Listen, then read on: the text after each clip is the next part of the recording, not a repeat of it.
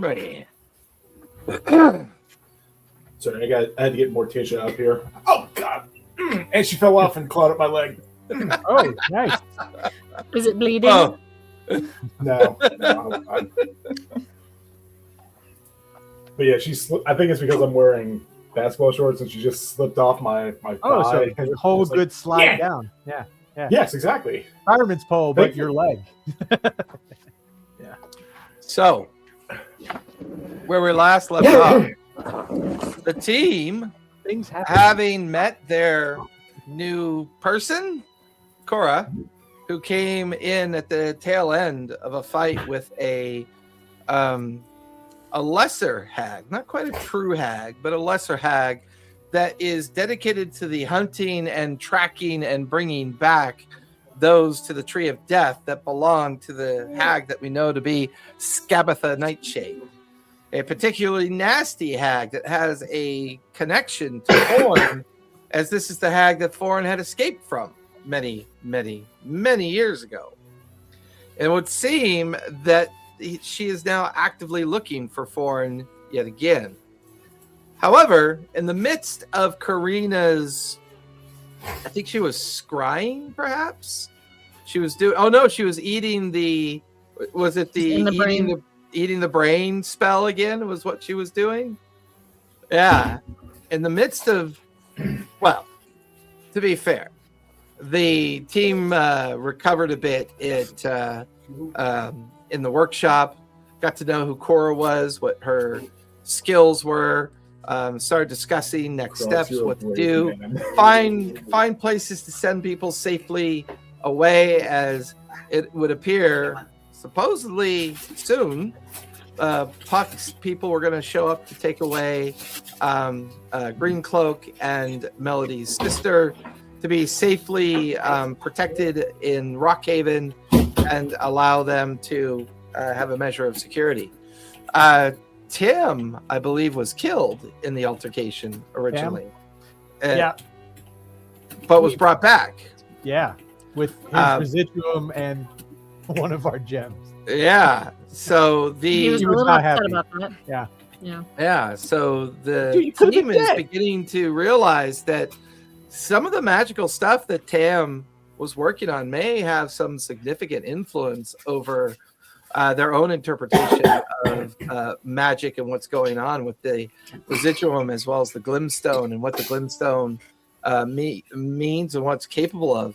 Especially since Foreign had infused a small piece of Glimstone into the homunculus device of his to power it up and see what that made it capable of. But it was Karina's long rest activity that got us into a bit of trouble.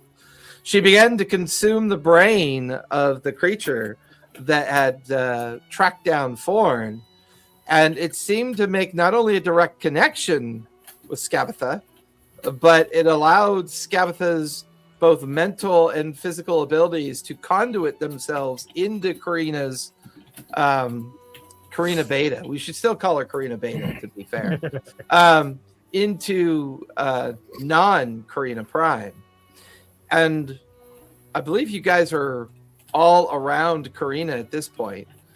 And the last thing that this creature said, once it imbued itself into Karina, looked right at Thorn and hissed through sharpened teeth. But it looks like I finally found you, Thorn. At that moment of recognition, Thorn, you very rarely get a feeling of dread in your stomach. This person is the epitome of not only evil, but her maniacal belief behind what she does to consume the energy of children's dreams with the intent of turning it into nightmare fuel to use as her own magical ability has always affected you greatly. And even though you still harbor a bit of concern about the nature of you abandoning the Tree of Death and finding your way out here, there has always been this idea that eventually your past would catch up to you. And right now it feels like it might have. I need everybody to roll intelligence saves, if you would, please. +5. Yay! Okay. Gonna need that +5. Even though I am a dum-dum, that is still Yes. Sorry. 21. 21. I got a 14. 14. 24. 24. A nat 20 for a 26. Ooh. Okay. Cora, what'd you get? 18. 18. The smartest. Anybody person- who rolled a 8, no, it's a 19. Anyone who rolled a 19 or higher may now roll wisdom saves with advantage. Anyone who rolled under a 19 rolls a wisdom save with disadvantage. All right, you guys do still get the +5 on these wisdom saves. Correct. All right, so we're rolling with disadvantage. Ooh, I'm glad I had advantage. Well, Come on. Fair all trade. right. Hold on. All right, that's 24 for me. 24. Okay. Yeah. I rolled a 4 to 30, 17. 20. Well, okay. So foreign got 24. Eritrea, what'd you get? 16. 16. Professor Jabatross, what'd you get? Dirty 20. Very 20. And then Melody, what'd you get? 16. 16. And Cora, what'd you get? 18. 18. Okay. Oh, wait, it's +5. +5. Yes. +5. So Let's 23? Yeah. Well, you guys are rolling on good saves, so definitely minimize the damage. It was only the advantage that helped me on that. So Yeah, yeah. Well, high intelligence, natural 20, 26 on intelligence, man, roll as save is pretty epic. super lucky. First roll of the night, I got a nat 20. It means I'm going to fail the rest of the night. It's cool. I know how this No, works. you can't be I know how manifesting this like works. that. No, I you. know how this works. Like, look, it's a lore night. If we're going to do any lore stuff, like the first roll was good to not die, but now we're going to just roll ones for lore the rest of the night. Air Trail. You stand in the middle of an open field. You can feel the familiar cold air of Vasselheim around you. The entire city is a wasteland. It is in ruin. Corpses litter the place everywhere. And standing in the middle of this wasteland, you can see the shadow of a figure staring off towards the direction of the sea and the forested areas that exist on the eastern side of Vasselheim in the overall direction. The smell is foul. The wind, while cold, offers up no relief from the buzzing insects that have invaded the remnants of Vasselheim. The skyline is dark with a bit of gray and green. You can see the beginning building of fire and storms off in the distance. And then you hear the sound of a slow thump, a recurring thump in your mind over and over again. You see no sign of your friends anywhere around you. What would you like to do? I'm going to start to approach the figure. You find yourself slipping off the rocks that you're standing on. You're coming down an unfamiliar pathway down the remains of a jagged street that is strewn with corpses, debris, no sign of a living soul anywhere. It forces you to move past all manner of people that would reside in Vasselheim. And you're forcing your way forward, and you're getting closer to this figure. But they're always in shadow. You're getting closer, but they're in shadow. You're getting closer, and they're in shadow. And as you get within about 60 feet, you hear your own voice in your head. What do you want? Why have you come?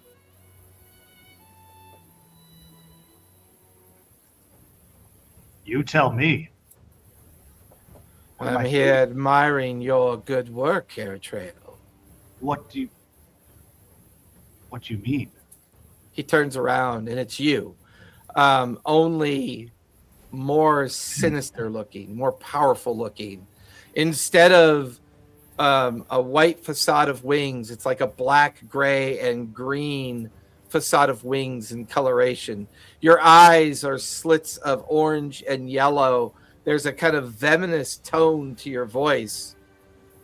Your form takes a form strike towards you, lifts a hand, points it towards you. Give me a dexterity save, if you would, please, Eritrea.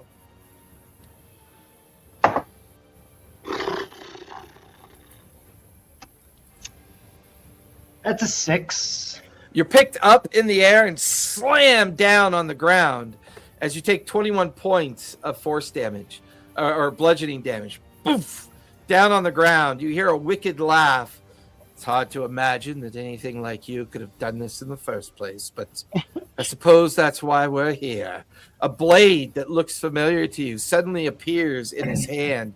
You can see the blood dripping off of it. The metal is almost liquid in its facet. He approaches you. You approach you. The blade comes up, striking down towards you for a 22 to hit. It hits. How much damage was done the first one? I'm sorry. 21 points of bludgeoning damage. Take another point. Take another 9 points of slashing, and 6 points of cold. You feel the blade bite into your shoulder. You feel it dig into flesh and bone. This maniacal version of you looking down at you, just grinning. Without even realizing it, your sword is in your hand. The one that you promised to keep control of. It gleams in your hand. What would you like to do? I'm going to try to strike Go myself. for it. Yeah, roll to hit.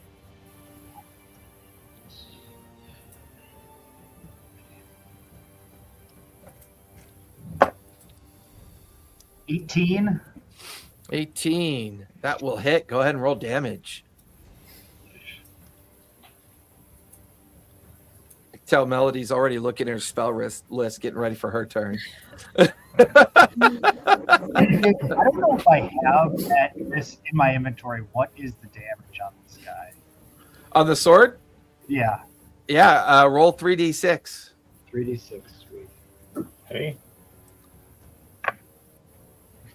7. 11 points.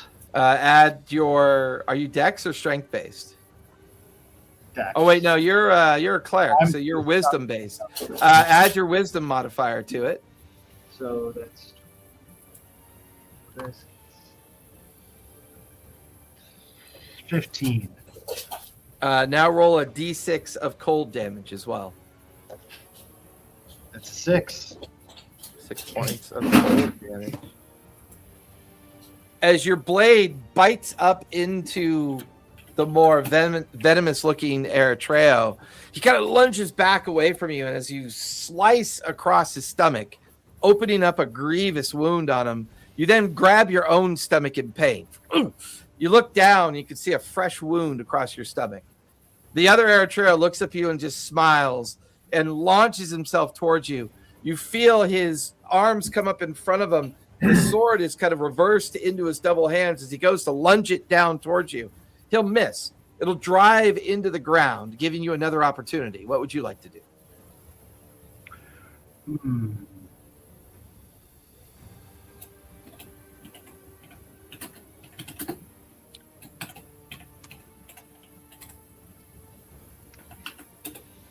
I'm going to try to cast Hold Person. Nice.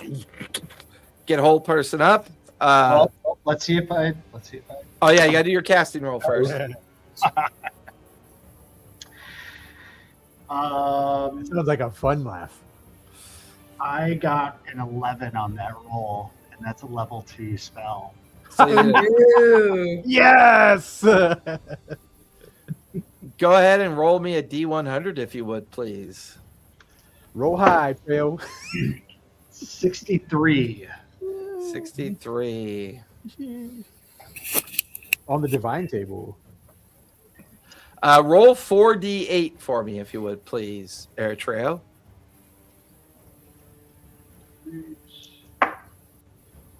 3 and a 6. 5 and an 8. 3, 6, 9. 22. 22. You take 22 points of radiant damage. And then you watch as the more maniacal looking version of you regains 22 hit points. The wounds closing up that you had caused, you taking a deep breath, staring at the other version of you. The two of you immediately rush towards each other in an intent of continuing the fight. Professor Jabatros. You stand in the heights of an unfamiliar forest. All around you, you can see the remains of a village of Aarakocra that had been here for what feels like forever. Strewn about the platforms that they would use to fly from, strewn about the bridgeways and the many different buildings that are now shattered and sundered, are hundreds and hundreds of Aarakocra corpses lingering all about. There's a boom in your voice as you recognize the eagle god that you have spoken to on occasion. This is what happens when you move too slowly. You didn't listen. And this is what happens. Now, we pay the price of our unfettered debts of both ignorance and sloth. Find your own way home, fool.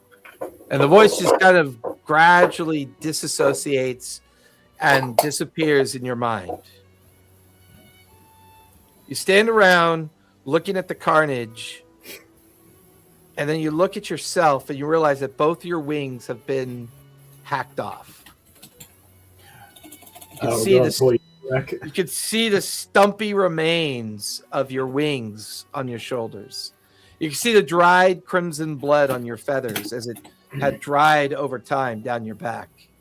You stand amongst this carnage, no living person, an absence of any understanding of why you're here, this empty feeling that the god has abandoned you, no sign of your friends, nothing, just you, isolation, no sign of your husband or anybody, just you, all by yourself.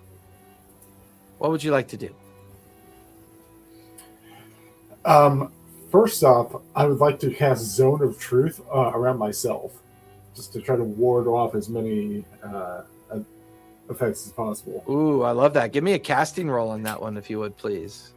If I'm just checking the spell level. I don't remember if it's first. Okay, it's second level. All right. It would be great if everyone tried to do a spell and everyone failed their spell. It's a 16 before modifier, so it should. So yeah, you are good. You feel Zone of Truth come up, and the moment the Zone of Truth comes up around you, you watch as the hundreds of corpses begin to stir, and in their various states of death, they begin to stand on their feet. Some with broken necks, broken backs, gutted entrails hanging out as they walk, and hundreds of these Aarakocrans are now slowly walking towards you.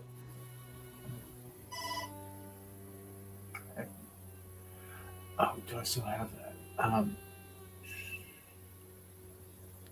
You can hear them moan and hiss in your direction. You can see hands beginning to rise and point at you. All right. I'm going to use my my channel divinity, which abjure the extraplanar. So everybody that's within 30 feet of me has to make a DC 16 Wisdom saving throw, or they just have to basically back away from me. For this is let me read it off, but it's Aberration, celestial, elemental, fey, or fiend. Yeah.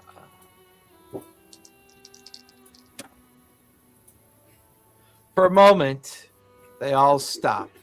As soon as you finish your channel divinity, you hear no echo of faith. You hear no echo of a god. Your power's useless. You watch as wicked smiles crawl over their faces, and hundreds of Aarakocra begin to charge at you as if they're about to feast on a living soul.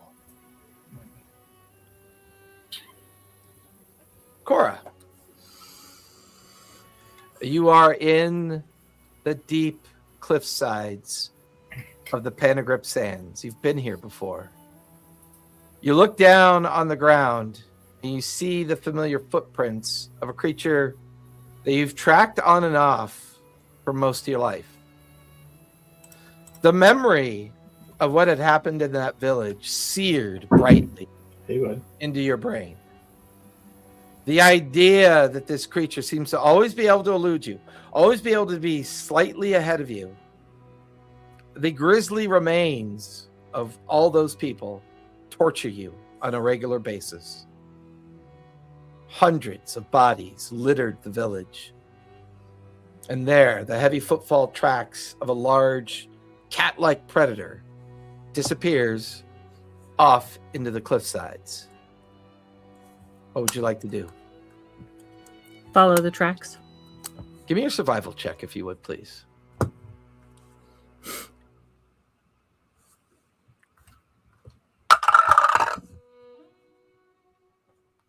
$25. 25. There's a sense of confidence that creeps into your mind. The direction of the tracks, the distance, the amount of time. This time you have it. You know exactly where it is. You stare up, 50 feet up in the air where the cliffs break apart up above the sand dune. And there you can see a cave. You know it's there. The tracks make sense. There's maybe a half an hour of light left. You find yourself very cautiously approaching the cliffside.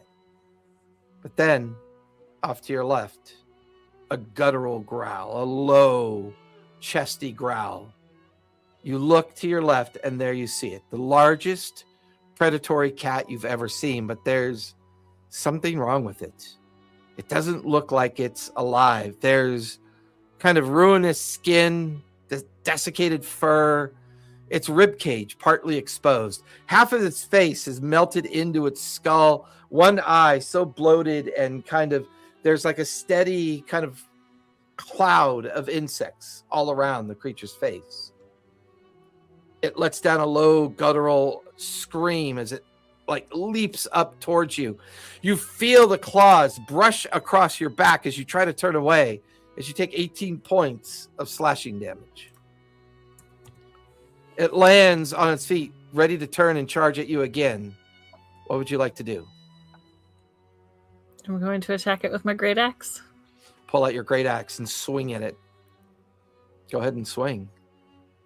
Okay.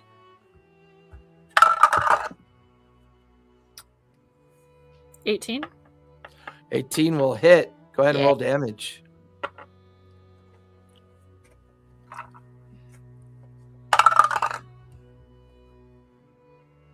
Seven plus 9. 16. 16. You feel the axe bite into meat, bone, and skin. You feel that heavy thunk of a spinal cord being severed. You stumble away as it stumbles onto its belly, flayed out in front of you. You blink. You wipe away at the blood and sweat in your face. You look down to see the dead body of your animal companion at your feet. Of course. Of course. You then hear another utteral growl, and coming from the other crags and rocks around you, other predatory cats in similar condition begin to come towards you. At least 3, then maybe 5, and then 10, and then a dozen. They all leap at you at the same time.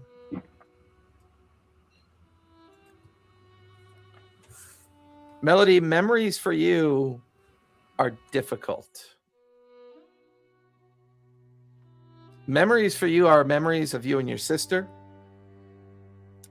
The memories that you've made with your newfound friends and the struggles that you've been in, memories of the old Feywild that no longer exist. This idea that the Feywild can be restored is giving you some hope, but lately you've heard nothing but concern about the impossibility of this hope. Here you stand in the Ramadan desert, deep in the Ramadan desert. You're swathed in nomadic clothing for travel, designed to keep you protected from the sun, the wind, and the sand. You're exhausted. You feel the weight of 1,000 days' journey all over. Muscles, bones, your eyes barely able to stay open. But there you stand on top of a great dune hill that looks down into a depression of sand. And you can see something down in that sand. Something that you know you've been looking for, but it's too far away. What do you do? I'll, cautiously approach. You start to tread down the side of the dune, getting closer to the bottomed out area of sand. And there you see the desiccated remains of a skull, this massive dinosaur skull that you know to be the sauropod that is Rockhaven.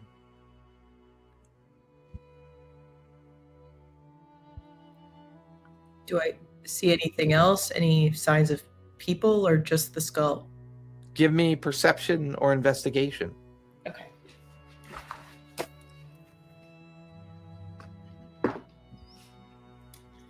The 10 perception. As you get closer, you start moving the sand. You start frantically looking. You see the first body and then another body. You see the fractured remains of part of the village that once lived on the sauropod's back.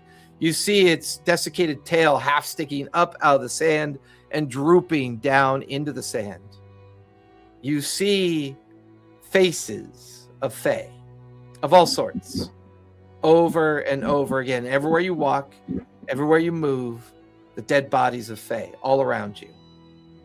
And there, the very center of this grisly scene, you see your sister. Barely recognizable. Her form decomposed. Alongside her, you see Greencloak. Her form pretty decomposed as well, but you recognize the kind of changeling anatomy of her. But then as you sit there, looking at your sister, looking at the decay all around you, the Saiyans begin to move a little bit. They shimmer. They sink around you, around the bodies, around the grisly scene. The sand is slowly going down. You look around the edges of where the sand is falling. You see one, then two, these impossibly large serrated teeth of the largest purple worm you've ever seen is slowly engulfing the entire scene that you're experiencing. And the feeling of hope for the first time in your life completely leaves you. Your friends are gone. Your sister is dead. Rockhaven gone. No sign of any struggle, just simply gone. Hope snuffed out as you place your head in your hands, waiting for the worm to feed. Oh, not you, Fawn! I'm going to have you watch this. Fawn, as you stand there, everybody within the workshop is in a catatonic state, a state that you've seen before. The tendrils of energy forming from the elongated fingers of Skabatha, causing little energy lines to connect to each one of them. She's currently puppeteering each one of them. Her finger moves, and you watch as the finger moves, Melody screams in excruciating pain. She then takes another finger and moves it another way. Eritrea lets out a wordless scream. His mouth open, his eyes rolled back in his head. You could see Cora lying on the ground. She flicks another finger. Cora rolls around in utter pain. You watch as another finger twists, and Professor Jalbatros is speechless with fear and looking as if he's doomed. I have a question. Yeah. So my beliefs, my religion, we get warded tattoos. Okay. Do those help? It might. Hold on to that thought. It might help. Okay. Foreign, she has not entered your mind yet. She is forcing you to watch as she slowly kills each one of your friends.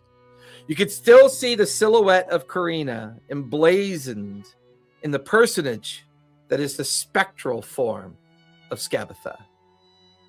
Her terrifying grin, her wicked stare, feeding off of everything that's happening to your friends.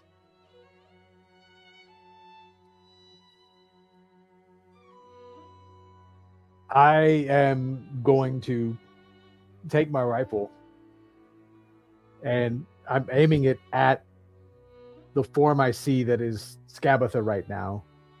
As you Even aim it at Although her, silhouetted you- with Karina. yeah, as you aim the rifle at her, the rifle turns to water and melts from your hands. Oh, you're going to have to do better than that, child of death. I had put so much in your future, and you left. There was so much I had in store for you, but you were just not strong enough to see it. Well, I'm not going to punish you quickly. I'm not even going to punish you slowly. I'm going to punish all of them and leave you alive and make sure that you have the memory of your dead friends at your feet. Your failure is theirs yours. No one ever runs from me. And she pulls all of her fingers in at the same time, and everybody just yells in unison in absolute pain and excruciating kind of terror coming out of their voices. How far away is Skabatha right now? She's not very far. She's only like 20, 30 feet away. She's in the middle of the workshop, puppeteering all of your friends. Sometimes she's Karina, sometimes she's Skabatha. It kind of fades in and out. Okay, so I want to try to Misty Step to base with her, Okay. and then I'm going to cast a spell on her if I get the Misty Step off. Because it's That's right. It's a spell for you. Yeah. Go for it. Touch Yeah. spell. It's a touch spell also, so it's one of those Right. like I have to succeed on both. Yep. Okay, 17 roll for Misty Step, so that's easily beat. Bamf. You bamf right into base with her. Okay, and I'm going to try and cast Lesser Restoration on interesting. the form of Skabatha / Karina. So when Karina's form is more established, are you going for that form?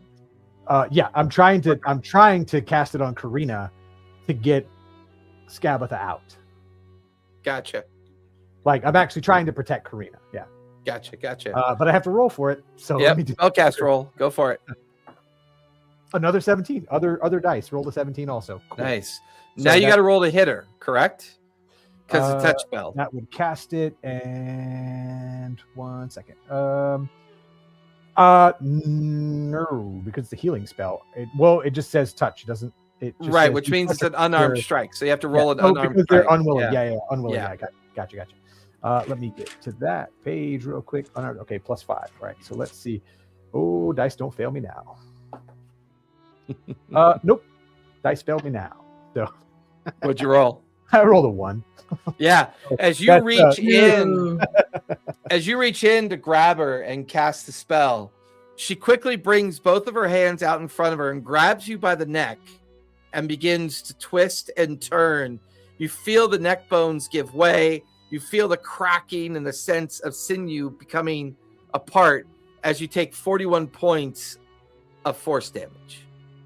I'm going to mumble out. Helps. because if she's holding on to me, it should be much easier for me to just touch and cast the spell now. I will give you unarmed strike with advantage. Okay. Do I need to re-roll the casting for that as well? Or No. Well, for flavor, we'll keep it active. okay. 12. I rolled a 1 and a 7 that time.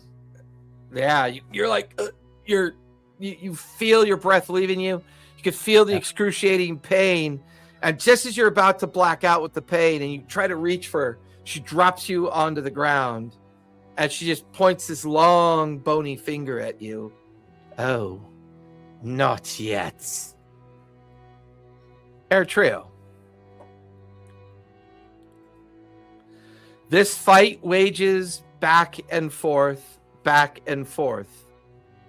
It seems like whenever you damage them, him, you take damage. Whenever you heal yourself, you heal them, but not yourself. There's this strange duality. As this battle rages back and forth, the more maniacal form of yourself always seems to have the upper hand. Anything you want to try? Little bits of exhaustion are beginning to appear. You can feel the lifeblood of you kind of leaking out of the dozen or so wounds that you have. Some spells work, some don't. The blade is in your hand, coursing with power, but you feel the power is fading, disconnecting from you. I'm gonna sheath my sword. It absorbs back into your hand, into your arm.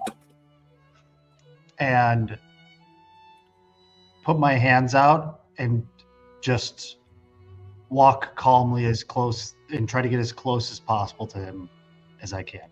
What are you doing? Fight, you fool. This is all you're doing. Fight! And like as you calmly move towards him, them. Because you're not doing anything, it looks at you confused. The form of Eritrea with this just maniacal look on its face, staring at you and getting angry and angry as you get closer and you get closer. You're about to touch this other version of you, and this other you just like looks up at the sky, puts his arms out and yells, and this punishing force of energy just boils out from this other version of you. All around you, you watch as the energy echoes outward. You look down and you see that the energy is slammed into you, but has done no harm to you. The maniacal version of you looks up. What is this? Why would you do? This is the world that you've brought us. Do you think there's any redemption for our kind? Your kind, my kind? Look around you. This is your fault, our fault, my fault. Own it up. Become it. Fight, damn you! Fight! No. No. This is not the world I want. If you were me, you know that. I'm here to protect and help and make the world a better place. This is not who I am or what I am, and whatever you are trying to test me or taint me or whatever it may be, but I will not become this. Keep trying to get closer. A brief moment of silence, the angry scowl on the version of you looking at you. And then another version of you pops up, then another, and another, and another, and another. There's all these many different versions of you popping up in many different sorts of representation of mood, of energy. Some so evil that they're impossible to look at. Over and over again, you expand, some good, some bad, more and more. And then they begin to speak to you in unison. You have no control. You are but a vessel. You're made for purpose. You are not living. You are not dead. They will find you. And they will take. And you feel these hundreds versions of you just suddenly rush towards you and you collapse to the ground. Professor, the hands around your throat are feathered and decayed. You look up to see the undead version of Eric Cochran slowly trying to squeeze the life out of you. Some are holding onto your arms. Some are clinging onto your shoulders. You are on the ground being dogpiled by dozens of dead Eric Cochran corpses. Anything you'd like to try to do? I want to reach out to the one that's trying to choke me, and I'm going to try to channel my feathered altruism and see if I can do a little bit of healing to them. See if that does anything, regardless of them being undead. Just be like, I don't know what it is I've done to you personally, but let me try to help. As you channel that healing energy into your upper body and into their hands, you watch as their decayed form begins to kind of recover. You watch at first as pink feathers blossom on the fingers, pink feathers blossom on the arms, and then the familiar sight of your husband looking down at you.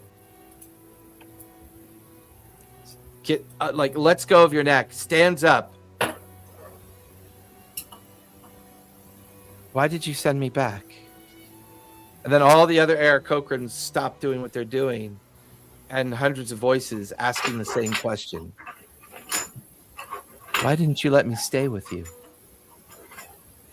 I couldn't. I'm gonna.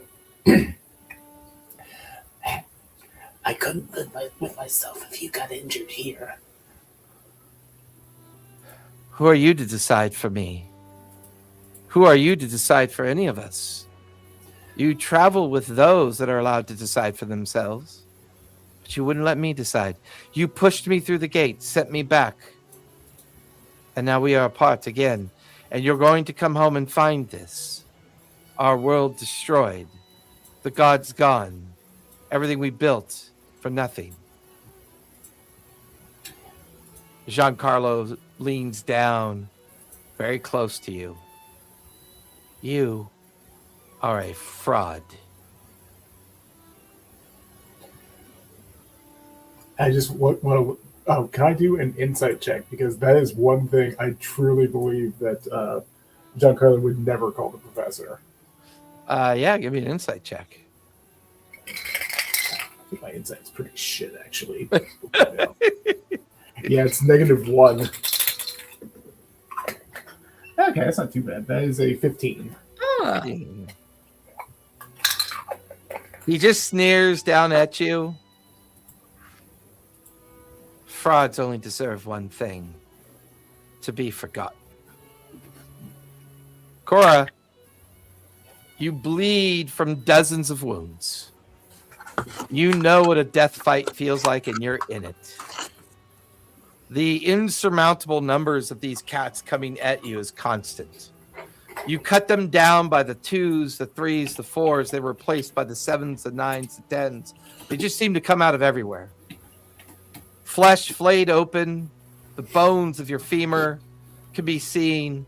One of your ribs sticking out. But for a Goliath, for your people, this is how you really die. You don't die lying down. Don't die sitting in a chair. You die against impossible odds. And as you look down at your form that is bleeding profusely, there's one tendril of a tattoo that begins to kind of begin to glow with a bit of essence, a bit of magic pouring from this tattoo. You take a deep breath and you close your eyes and you think about what that ward means and who put that on you. You're back in your clan camp.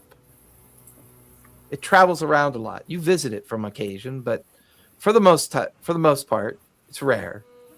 But when you were young, being a young Goliath is not easy. You have to fight for your position within the clan. You have to find your way into what you think is where you need to be. And you always excelled at hunting. It was your thing. If someone wanted it found, you would find it. If it was a creature that threatened the clan, you would find it. That was what it was for you. The shaman, the Goliath shaman, you're inside of her tent, sitting cross-legged in front of her.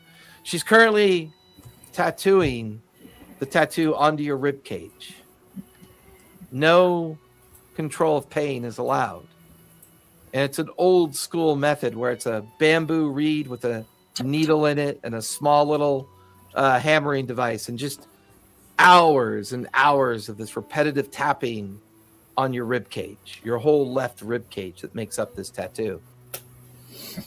As a young Goliath child, you could feel the sweat. You could feel this feeling of persistent pain that gets number and number and number until you just don't feel it anymore. It's just not there. The shaman Goliath looks at you. Very good. This is always the first lesson of our clan. You see, we're not all destined to live life, but no one is ever destined to control their death. But our clan, you never surrender. You never give way to failure. You are the end of every bloodline, its beginning, its insurmountable odds. Don't defeat us. They make us who we are. You are a tracker. You see the signs before anyone even knows there's anything there. Look, Cora.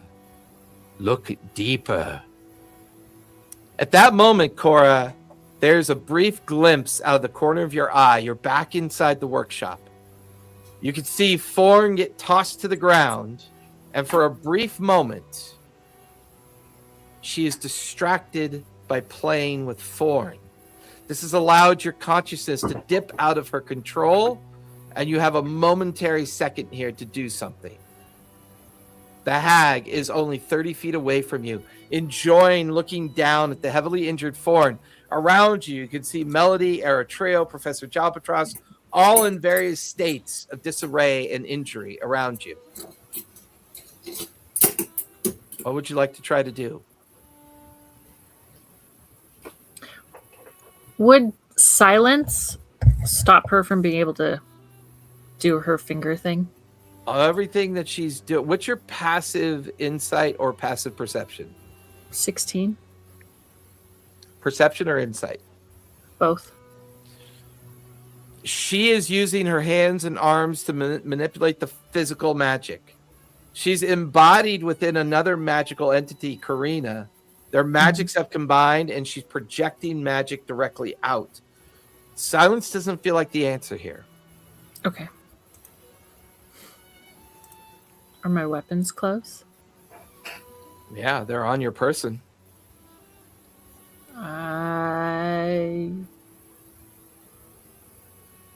Because I don't think any of my spells will work. You get access to all your spells, don't forget. Oh, right. All my spells. Was it? It's not all, right? It's like known spells or something. There's No, I known have and a prepared. spell There's known and prepared.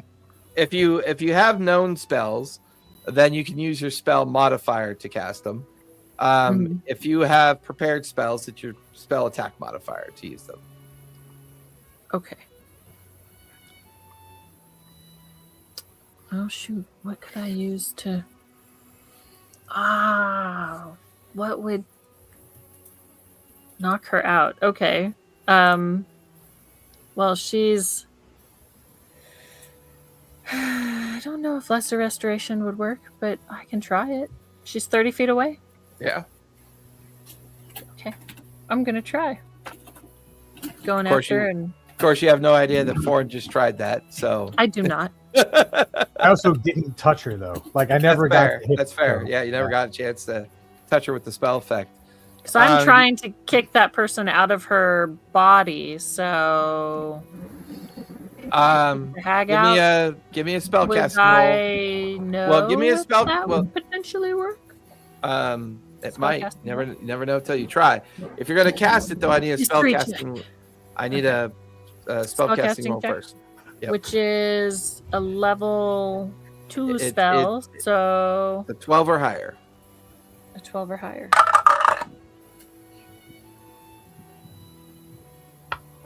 No. Did you add your spell modifier to it? What'd you roll? I rolled a 4. A 4. Yeah. So what's your That moment you feel the magic forming on your fingers as if. Oh, wait a minute. You get +5. Oh, I no, get that's +5? save. No, that's saves. I'm sorry, I forgot that's saves, not rolls. You feel the magic form in your Not hand. my spell attack. It's just the modifier, right? No, it's your spell attack modifier. Oh, spell attack. The that's spell plus attack 6. number. But that's still 10. Yeah, so it's still going to fail. Yeah. As you reach out slowly, attempting to grab onto her and put that spell effect into her, you feel the spell fail. It doesn't form. Why do we both fail?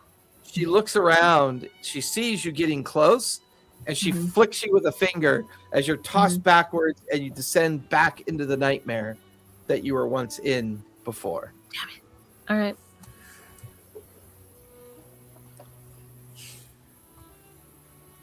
Melody, everything around you stops. You can see the massive maw of the worm about to close, but it stops. You can see the sands are completely decaying around you. The only thing keeping you in place is that you are slumped over the rib cage of the sauropod, and you're holding onto it. You've got your sister's dead body, like clasped with one other hand. It's getting tenuous. You look down, it's unending. There's no bottom. There's no nothing. Hope is gone. What do you do? How far would it be if I was trying to leap up onto the teeth or the lip of the creature?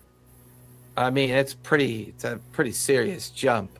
You could leverage continuing going up the dead sauropod, almost like as it descends, you're kind of leaping with your sister, trying to get higher and higher and higher to try to get out of this. Would you call this creature a beast? Yeah, I don't see why not. I'll try and cast Speak with Animals. Oh, the purple worm? Yeah.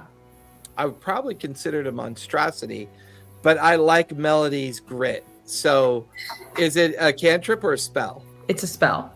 Give me a spell casting roll. Okay, and let's see what level it is.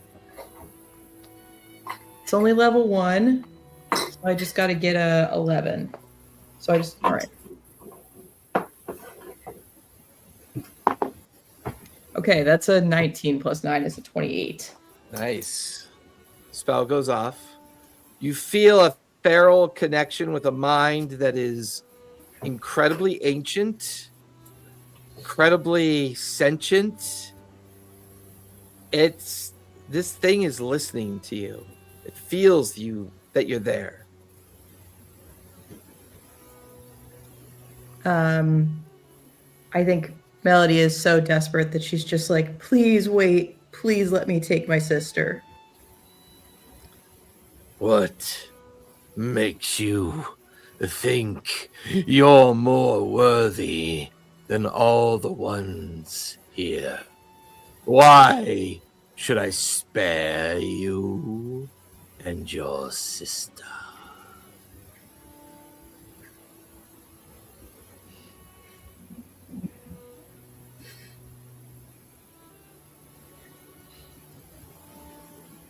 I'm not more worthy, but I'm not done fighting.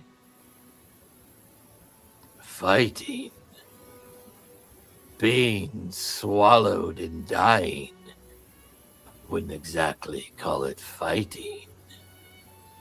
You say you can fight? Prove it. Show me that you can fight.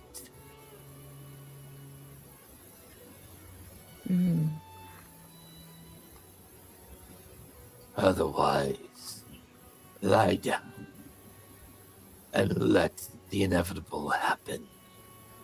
As to all of your kind, failure is a constant.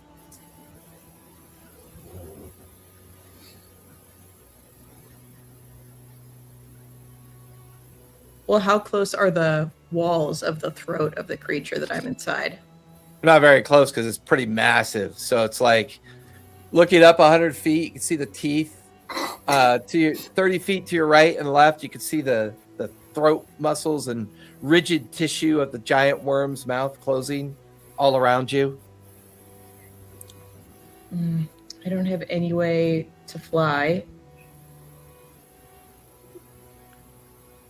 So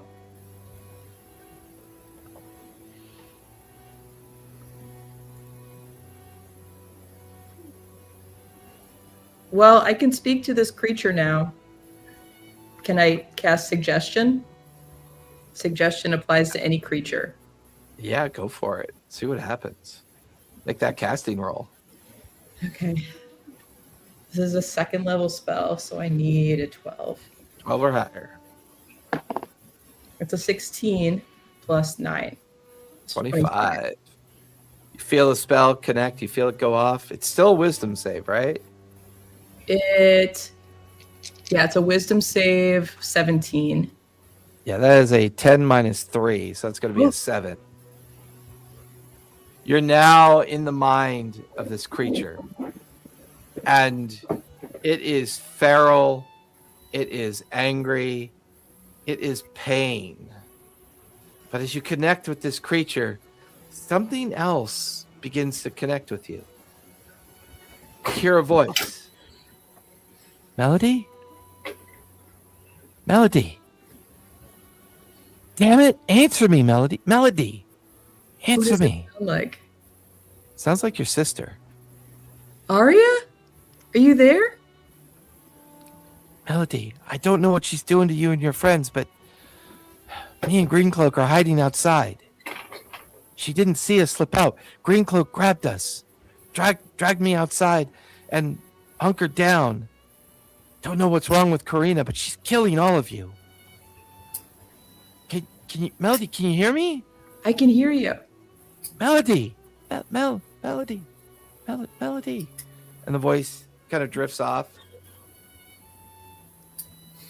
and then you find yourself looking at this creature. What's your suggestion to the creature?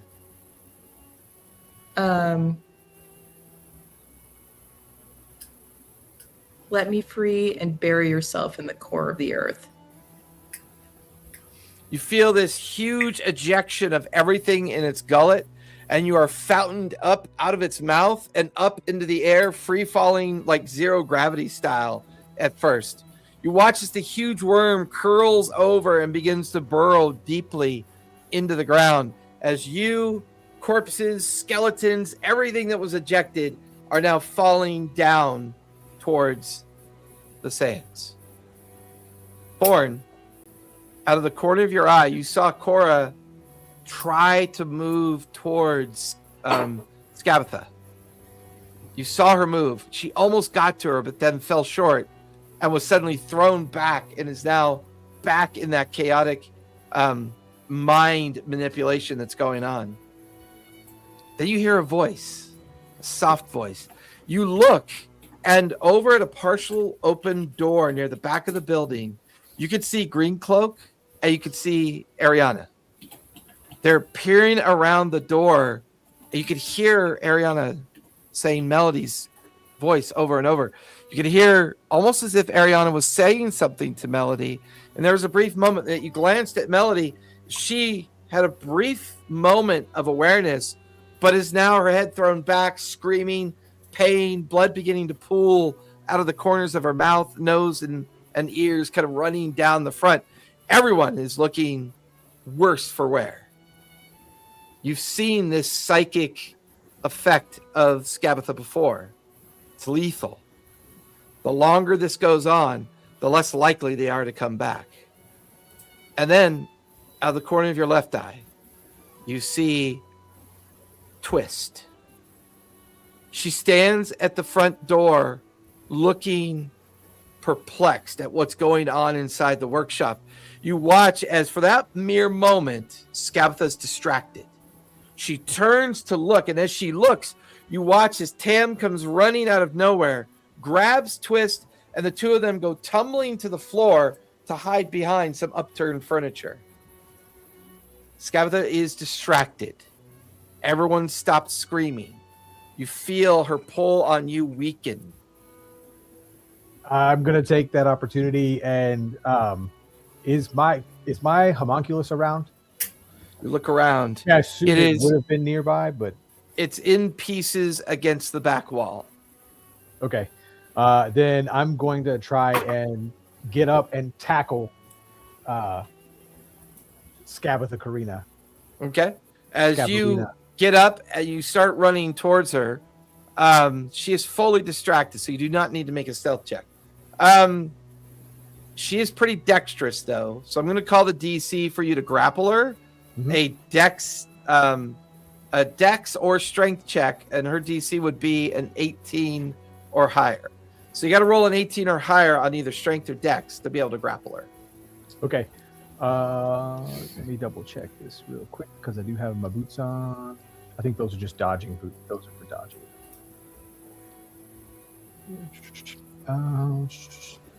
I have advantage on dexterity checks. Yeah, go for it. Because the boots of Elven kind of have advantage on dexterity Yeah, checks. absolutely. I was Go just ahead. double checking that before I did it. Yeah. And glad that's a 15 plus 8 is a 23. Yeah, you easily get your arms around her mid-waist. You slam into her. And as you slam into her, you kind of move forward 10 feet. And as you realize you're holding on to the broken body of Karina, her tongue is swollen and hanging off to the left of her mouth. Her eyes rolled back in her head. You hear no heartbeat, no pulse. As you hold on to the dead form of Karina, you look behind over your shoulder, and there you can see the spectral outline of Skabatha. Nothing to anchor her magic, nothing to anchor here in this place. You watch as she looks up, she begins to scream. Energy unabated just starts pouring out of her spectral form as she just yells at the top of her lungs, "No!" And then she shatters. You watch as everybody under her control collapses to the ground, and one by one they slowly begin to regain consciousness. Yeah, how many hit points do we have? Considering the timing, everybody has 1 hit point. Oh, Yeah. yikes. Treo. Like Alright. I'm holding. I'm Yeah, starting to move Trail, towards- as you hear Ford's voice, you I'm look moving up. towards him as well. But Yeah, you're like dragging Karina's form towards Eritrea. Eritrea, Karina is dead and in the arms of form. There's no sign of Skabatha anywhere. Everyone is groggily getting back to their feet all around the workshop. Revivify. I'm bringing my shadow cat back because I want to make sure that they're alive after that. Just So I rolled a 22 for to revivify on Karina. Yeah, the cast goes off. The diamond gets absorbed. Karina does not wake up. No. She's been dead longer than 2 minutes. oh, You get the feeling she died the moment she consumed the brain of that creature and has been dead this whole time. Skabatha has been channeling the last of her soul and essence, but that spectral's been shattered, sent back to where it came from, and now just a dead form of Karina at your feet. Slowly, Ariana comes racing around the door, hesitant at first, and then sees you, Melody, and comes running and immediately grabs onto you, terrified, crying, sobbing into your shoulders. is there a temple we can take her to resurrect? We're wanted people around here. I'm not.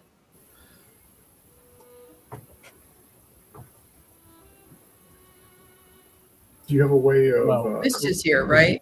Corinna is a wanted person around here. It's like a random changeling right now. yeah, Yeah. exactly. Yeah, I mean, she's in her Oh, true okay. changeling Yeah. form right now. Yeah, because she either unconscious or dead. She always reverts Okay, to her so changeling form. she doesn't look like who they're after. Right. Now she looks Yeah. like a changeling. Can we find someone to res Resurrect. her? Yeah. Will they resurrect a changeling? Do I know? Yeah, we're in What- King's Fall. Something? Probably not in King's Fall. Can anybody preserve her right now before this gets any worse? Yeah, anyone got gentle repose? That's the name of it. Thank you. You're welcome. I'm like, there's a spell for this. It's not preservation. It's not pickling. It's not pickling. I mean, it does involve salt. Salt is a I don't material get component. gentle repose Yeah, as a I don't- ranger. I don't think I don't have it. I don't. It's a cleric spell. It's a cleric spell. Cantrip, right? Or is it a spell? Oh, it is. It's a a level spell. 2. But I mean, if we want to be, I don't have it prepared. You know. Which means he'd only be casting with just his spell modifier and not his spell attack modifier. Yeah. And right now, all of you have virtually no hit points. Yeah.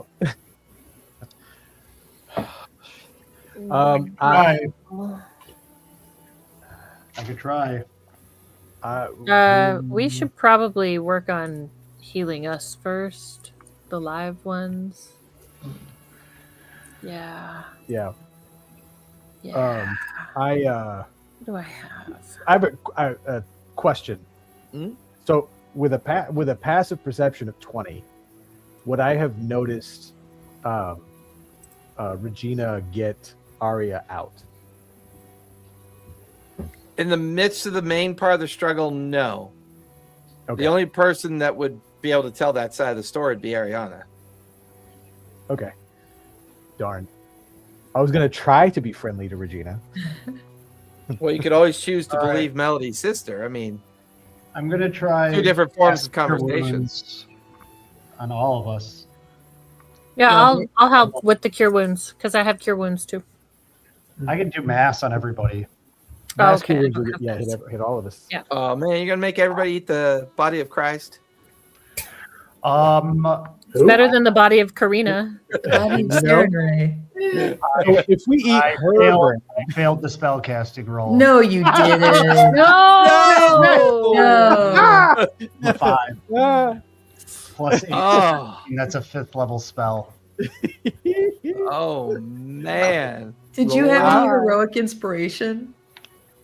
Well, unfortunately, Guidance. no dice can be guidance? used for. Can you guidance yourself? No, But nothing. I thought you could use heroic inspiration, just not No, bardic no, inspiration. I got that wrong. The whole point of a spellcasting roll being dangerous is that there's no help. It's the roll and whatever spell modifier related to the spell attempt. Okay. It's a raw mechanic that is just something that kind of, since we don't have spell slots anymore, it kind of just makes magic more dangerous. Mm-hmm.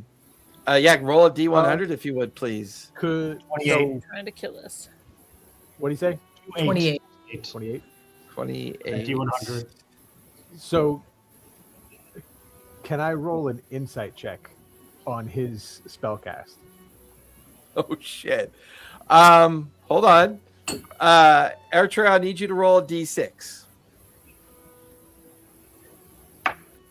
6. Everybody takes 6 hit points of damage in the workshop.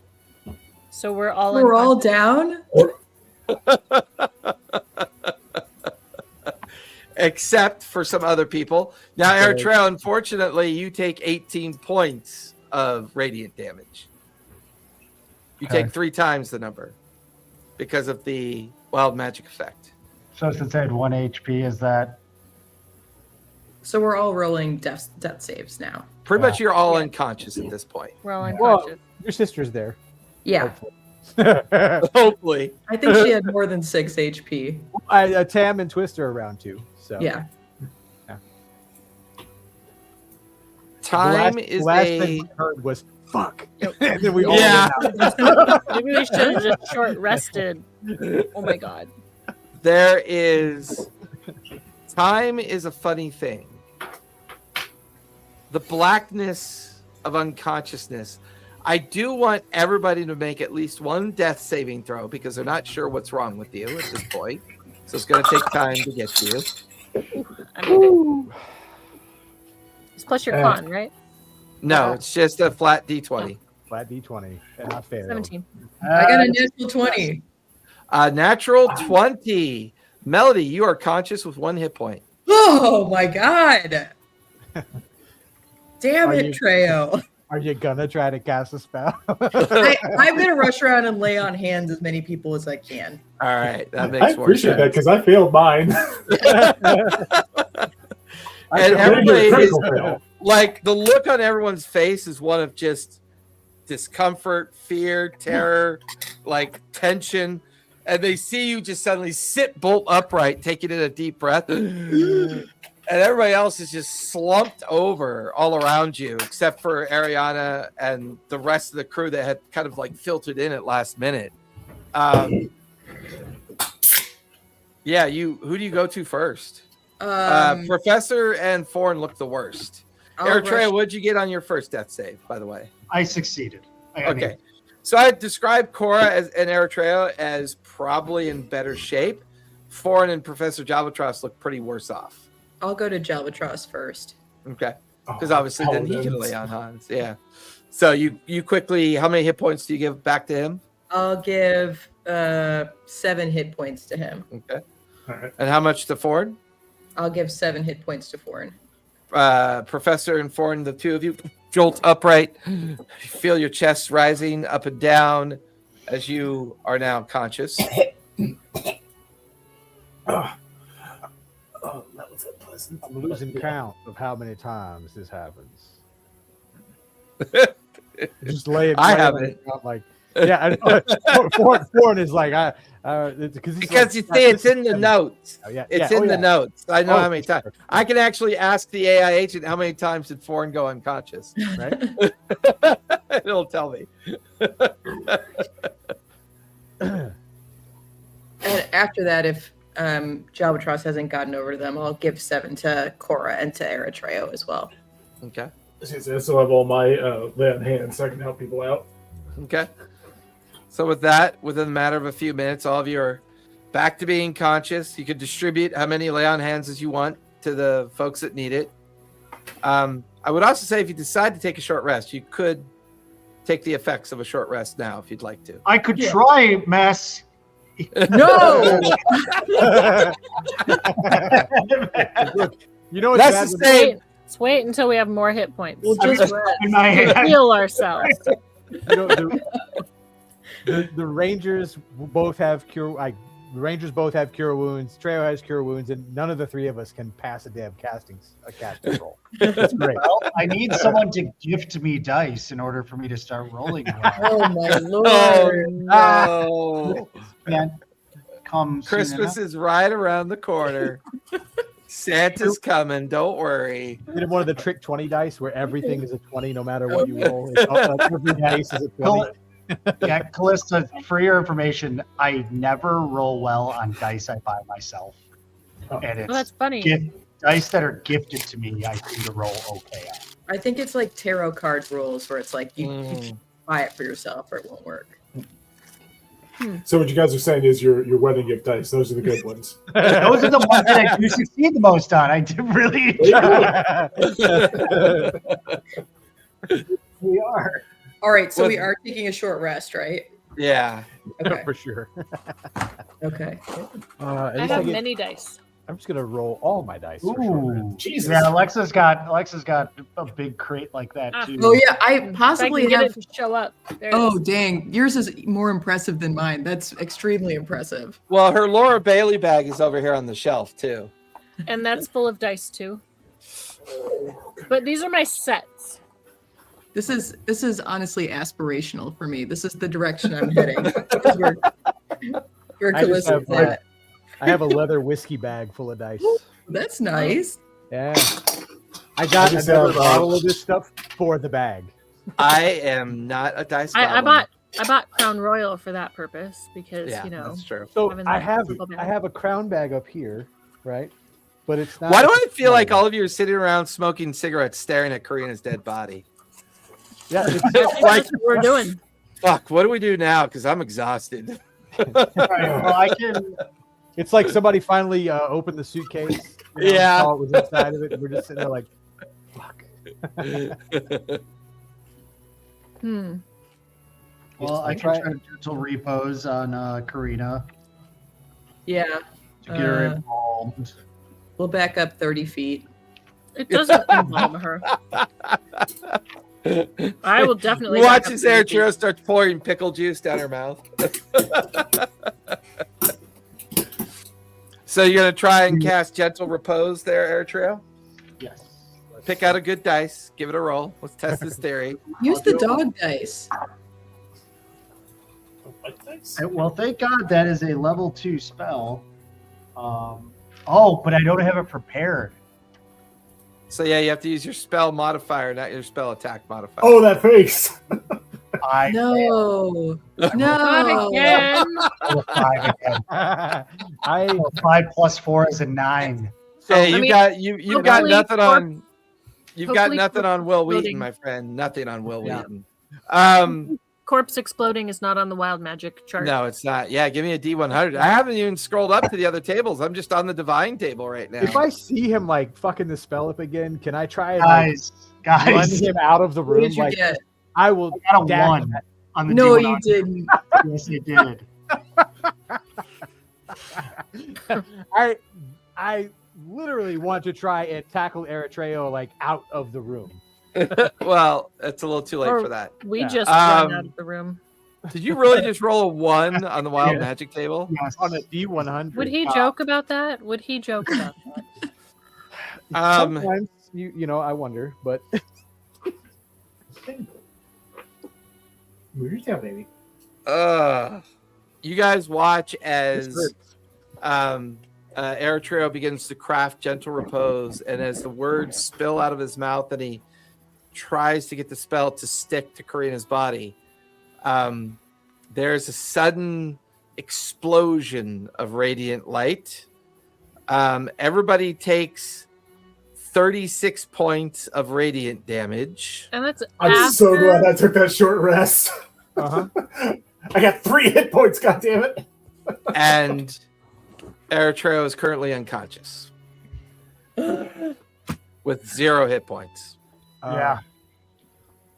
Just I'm kind gonna- of like I Daffy have Duck. a healing potion left. I'm gonna run over and open his mouth and just dump it in his mouth. Wait, things happen when Eritrea dies. Eritrea, give me a charisma save, if you would, please. All right. Plus, does he get the +5? No, he does not, because he's But unconscious. it's a save. But he's still in my Go with the aura. dog dice. Go with the dog dice. He's Yeah, gonna go with the start- dog dice. He's gonna pull that Charisma. sword out and try to kill us again. Yeah. 12. 12?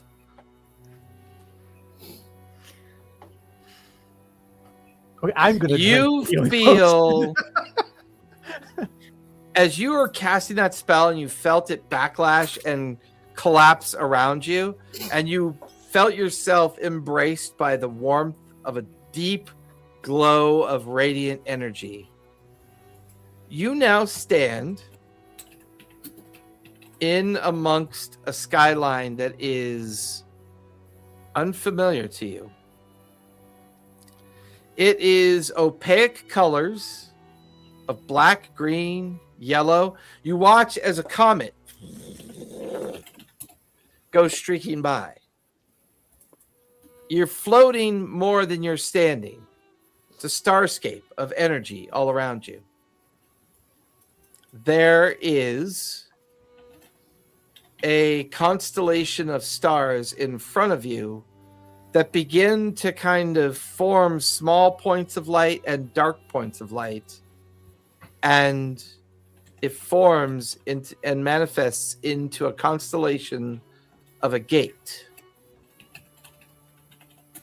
You can see 9 bright stars that are brighter than all the other stars. You can hear distant voices. You can hear whispers. You watch as the arcane and radiant light of the gate begins to open.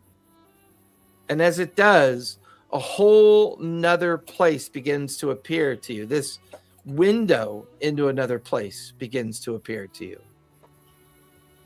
But you feel tethered. You feel bound. You feel restricted in your movement. You will yourself to get closer to this vision, this sight. You feel yourself pull towards it. You look behind you, and there are all of these silver threads pulling at you from behind, keeping you from being able to get through that gateway. Back in the workshop, who's still conscious? Me. So everybody remembers that bright flash of exploding radiant light crashing into everyone. And there you can see, slumped over Karina's body, is Eritrea, unconscious, not moving or breathing. So I'd like to go over to him and try to do a lay on hands for, let's say, 10 hit points. Okay. Jabatros quickly skids across the room, comes to a halt, takes out his hands and lays them on his person, and immediately you feel the lay on hands healing energy course and pour into Eritrea's body. And for the briefest of moments, very brief, you can kind of see what Eritrea's seeing, but then you grab onto the threads and you pull, and at that moment, Eritrea's eyes fly open. He takes in a deep breath as he is brought back to life. Just kind of slap on his shoulder. It's like, all right, you're okay. Please don't do that again. That was... I unfortunately think we have to preserve Karina, so So is this like a really third hard time's a charm. spell, or Right. no? Wait, maybe we can sleep on it. How bad is How- it if your how body decomposes a Oh. little bit? It's only one day, right? I mean, it'd be 1 day of decomposition. I can put it in the hole, in the portable hole, and while she's in there, she's unaffected by the weather, at least. That works. Yeah, and hidden. Mm-hmm. Are you guys saying you don't trust me anymore?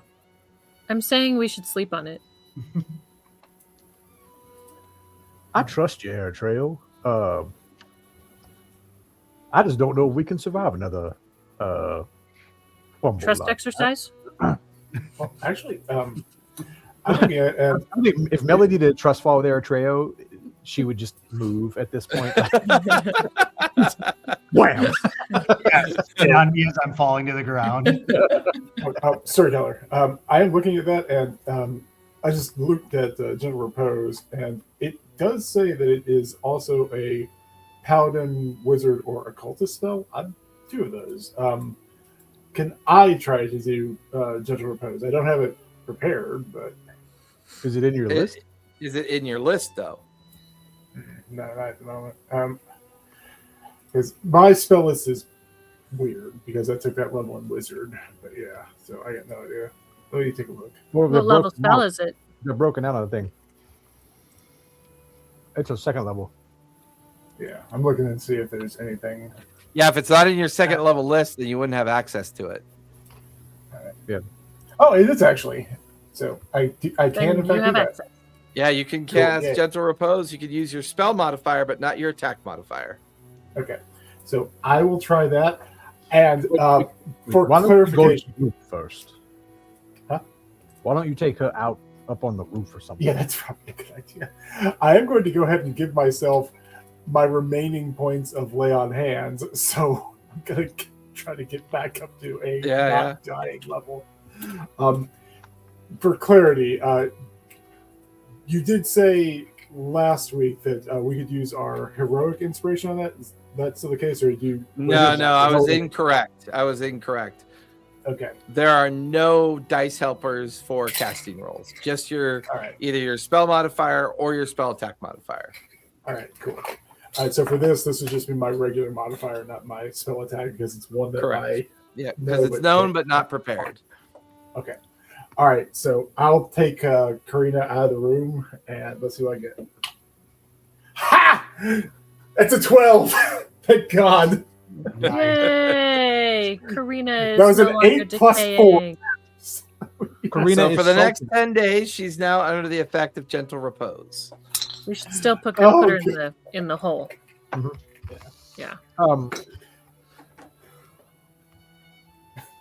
I know she has that amulet on her, right?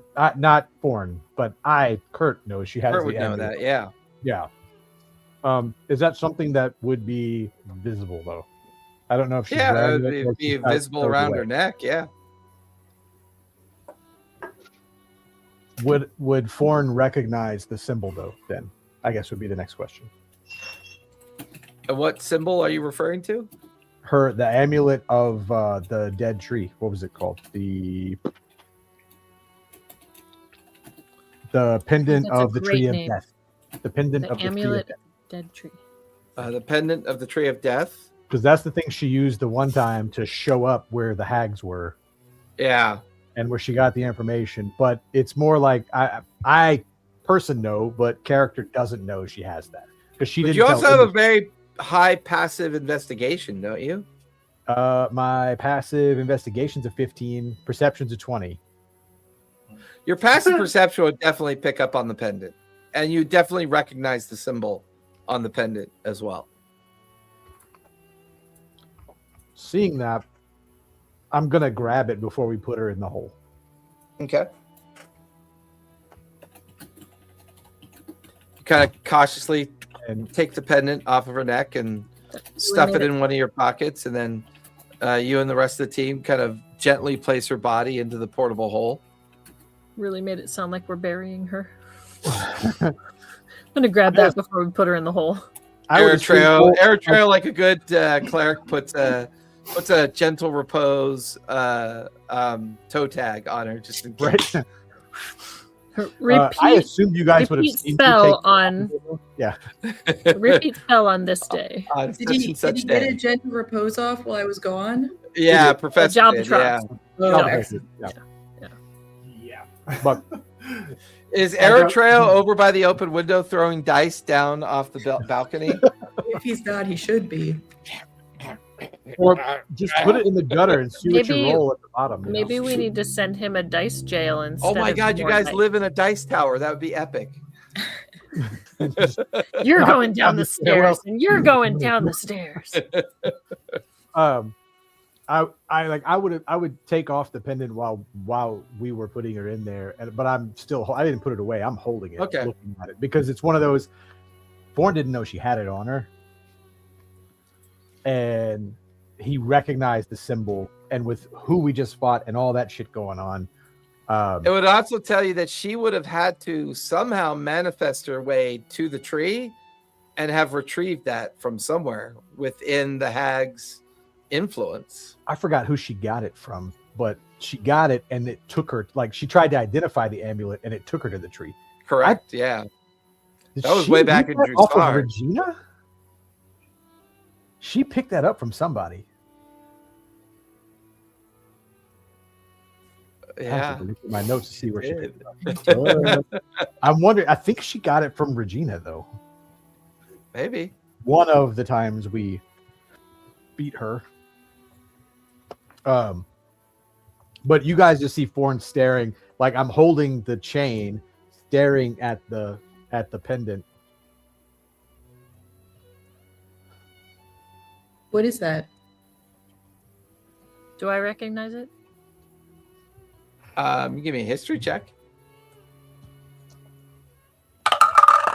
Like he's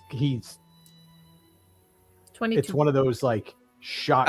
You recognize it as a hag's emblem. Foreign, you okay? It's why would Corinna have this honor? What is it?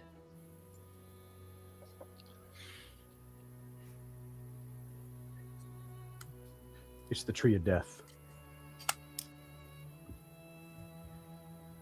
The hag was talking about taking me back to the tree. To that tree. This is the tree.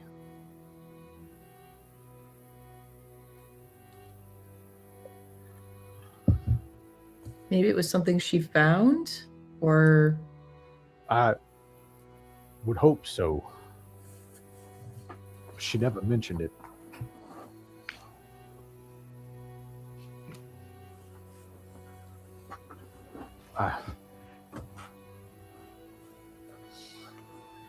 I'm gonna try and cast Identify on it. Oh, too bad we don't have legend lore. Like seeing that it is, I recognize the amulet on it, but I don't know that it does anything. All I know is it's a necklace with a pendant of the freaking tree on it. Yeah. Yeah. So our casting roll is an 18. So you're good. You managed Yay, to no cast death. Identify on it. It does identify as a pendant that is affiliated with the Tree of Death. This would be a pendant worn by one of the followers of the hag. Typically, a follower of the hag would be called a nightmare child or a child of the false dreams. So somebody with a direct connection with the hag would have been in possession of this at some point. Was she a follower of the hag? I don't think She all. got this, I believe she got this pendant from her parents. That's right. They gave it to her at the casino. Yep. Yep. And when she focused on it at some point, That's what there were 3 rune stones found inside. One called Weave, one called Hearken, one called Disdain. I think she read them all out too. Yep, she read them all out loud, and then she ended up at the hag's lair with Scabatha Nightshade, who's linked to the Hourglass Coven. And Kremp popped up and was talking to him when she was there. Correct. But she didn't tell us that. She did not. She didn't tell us any of that. Yeah. No, she did not. Nope, she didn't. Hmm. I mean, so glad we killed ourselves or tried to kill ourselves. Casting Gentle Repose on her, should we have? I'm sure there's an explanation for it. I don't think she was working with the hag. She could have killed us a long time ago if she wanted to, honestly. And the hag didn't know where Forn was before. That's a sore spot, Melody, but sure, she could have tried to kill us before. She had a lot of chances, at least to try. Look, the fact that you have like no suspicion of Corinna, but you are like side-eyeing Eritrea all the time is a bit concerning. But I guess I'm doing the opposite, so all right. No suspicion of Eritrea. Okay. I mean, like I implicitly trust Eritrea. Like we've hung around for a while, so and Melody trusts Karina more than Eritrea for sure. Okay, getting that. Yeah. For some silly reason. She backhands you and you go down again, you know. What time of day is this? We were getting ready for sleep, right? Yeah. Yeah, you guys were getting ready to settle into a long rest. I thought we Because were this like, was like the tail end of your long rest activity. Because That was her. That was yeah, her this getting was ready her for long sleep rest activity that kicked it all And off. then she tried to eat us. Mm-hmm. She ate the brain, and then the brain ate us. And her. Okay. You know, I really wanted to. Oh, hey, Yeah. I don't want to sleep in this room tonight. Can Or was it the morning? Can you pop that door open?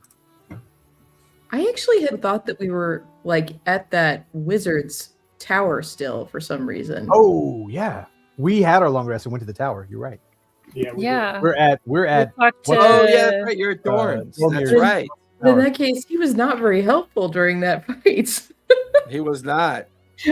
Yeah, was he just sitting there, this 1,500-year-old wizard? He's just been chilling. Smoking and watching us all Yeah. get pwned. Well, Yeah. the 1,500-year-old He's wizard. trying to cast Not spells. exactly. I mean, he's not exactly tethered to the world, though, right? So, I mean, Well, no, I remember I had him leave though. He went off to go do something. Okay. I think he went out to seek Tam's advice about something, because Twist had gone to seek out what's the wizard's name again? Dormier. Oh no, she went. Twist went to the pleasure house. That's So right. chase She went to on go to trail. the Gilded Cage. That's right. So All you right. guys were all in Dormier's tower.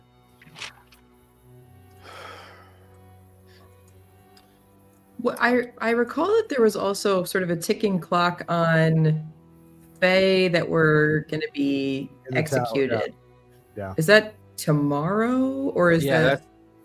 that I believe you discovered during the new day. Mhm. So that would be tomorrow that's expected to happen. Okay. So we need to rest and then we need to plan. Yes. I mean, if Karina's in repose, I guess she can wait. Though it doesn't feel right. He's Well, not going we- anywhere. Could Twist or Tam theoretically, or your sister? No one's looking for your sister, and Regina could take on any form. Yeah, I mean, I just don't want to put my.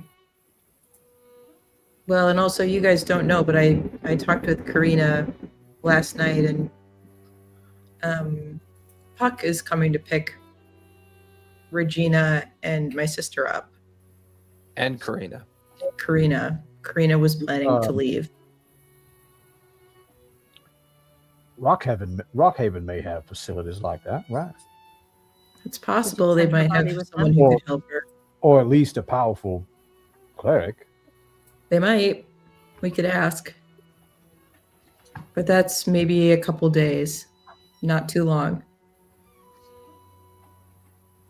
Well, her body's safe where it is. We can go save some Fae and then meet up with them. I think that's right. I take the pendant and like loop it over my neck and tuck it under my shirt. You want to wear that and not just like wrap it in, I don't know, cloth and stick it in a pocket. If it's going to damage anyone else, it's only going to damage me from here on out. I just feel like you're wearing a Horcrux. Just saying. I kind of am a Horcrux. Okay. Fair point. Fair point. So it's just two of us together now. Oh, great. Fair point. Yeah. Fair point. Because technically Hexbloods, when they die, can become hags. They're Okay. the Mhm. we're No, hag. we know that from the living before. alive hag eggs. When Yeah. they die. Uh-huh. They're hag adjacent. Hag adjacent. Yeah. That's great. That's great. Don't become a hag. I'd hate to kill you. I don't plan to, but it's not always my choice. I'm surprised it hadn't happened already. So, Okay, no dying. No dying. No more people dying. the tower. Should we try to go out in the city and scout this tower out a bit? Scout the That prison was out? Yeah. You have to remember, I'm kind of a member of the Ward Keepers. That's true. You do have access Get to a the little bit region that more the prison's intel. in. I can try to talk to Simon, and you know how cool I can play it. And I mean, Melody should definitely go with you.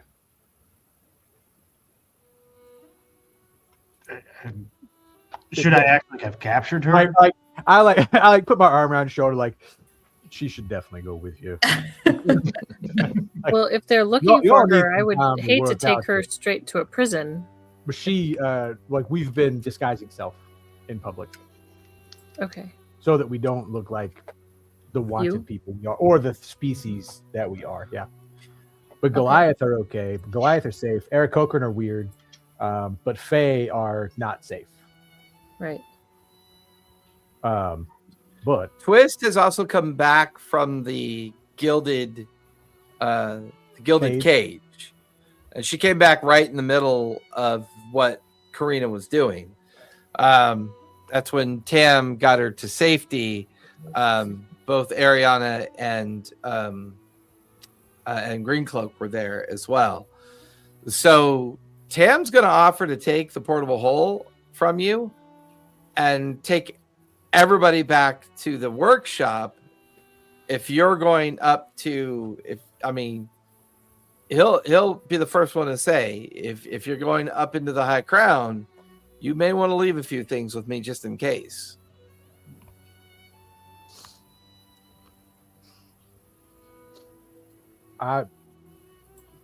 Cora, how good are you at sneaking around? I'm pretty sneaky. What if Cora and I try to get some external surveillance while you three more agreeable folks try to head in and get some on the ground investigation of where we're trying to go? Sure. From inside? Internal investigation? Assuming that you and I would sneak, like, because I can cast pass, or hopefully, double fingers crossed, can cast pass without a trace on us to give us Okay. bonus to sneak around. Oh, does that stack? No. No, but Damn it's a plus 10, and I'm rogue too, so I have really, really good stealth. As opposed Unlike Pots and Pans Eritrea to no, Professor. or Professor. And Melody, yeah. And Melody, yeah. This is the anti-stealth squad over here. Yeah. Yeah. Hey, This is true. I actually have a decent stealth modifier. I just get disadvantage. Exactly. I took armor specifically that does not disadvantage my stealth. Very wise. Yeah. Yeah. I have boots to give me advantage anyway too, so I have That's advantage on stealth, and I have plus 12 to stealth, and pass without a trace, so I'm at least rolling a 23. And often he does 1d4 plus 1 damage. Yes, 1d4 plus 1 damage. When you're stealthing, I am so sneaky, it hurts you. Exactly. So, Yeah. The smell of foreign hurts them. I get Right. here. And then, I can see wow, that. I can see that. Yeah. God, that Oh, what's that foul aroma? I threw up in my mouth Oh, a little. What happened? oh. Vomit points. Okay. We're doing what we always do, splitting the party, you know how it works. Yeah. Let's This We never do- ends party. happy. Ever. We Not do That our sounds best work Wonderful. We've definitely never lost any party members while split. Certainly no permanent character deaths while split. I'm sure this will be fine. That was like a split of a split, though. There's 3 too. No, because remember, I'm talking about- we broke when Trauma died. Me, Trejo, and Trauma Oh, were the all 3 of you were. different people. Yeah. Yeah. So we'd already Yeah. split 3-2, and then we split again to chase individuals. So we just won't do the double split. Yeah, you know. Let's be fair. Let's be fair. I also spent note. It's like Trauma was going to die regardless because of outside factors. But yeah, Yeah, timing was very unusual for that. Yeah, that's very true. Okay. All right. So we're gonna Charm Squad will go directly, and are we trying to get inside the prison to look around, or are we just looking at the outside? Perhaps at least you could get to. I think going all the way inside is dangerous for sure. But perhaps if you get in the entryway, maybe you're going for a petition or something. You're looking for somebody. Maybe, I don't know. Yeah, that sounds good. Treya, what's your like super special role that they gave you? They gave me this nice emblem badge. Cute. Yep. And they gave me 50 gold. And then I wink at Melody.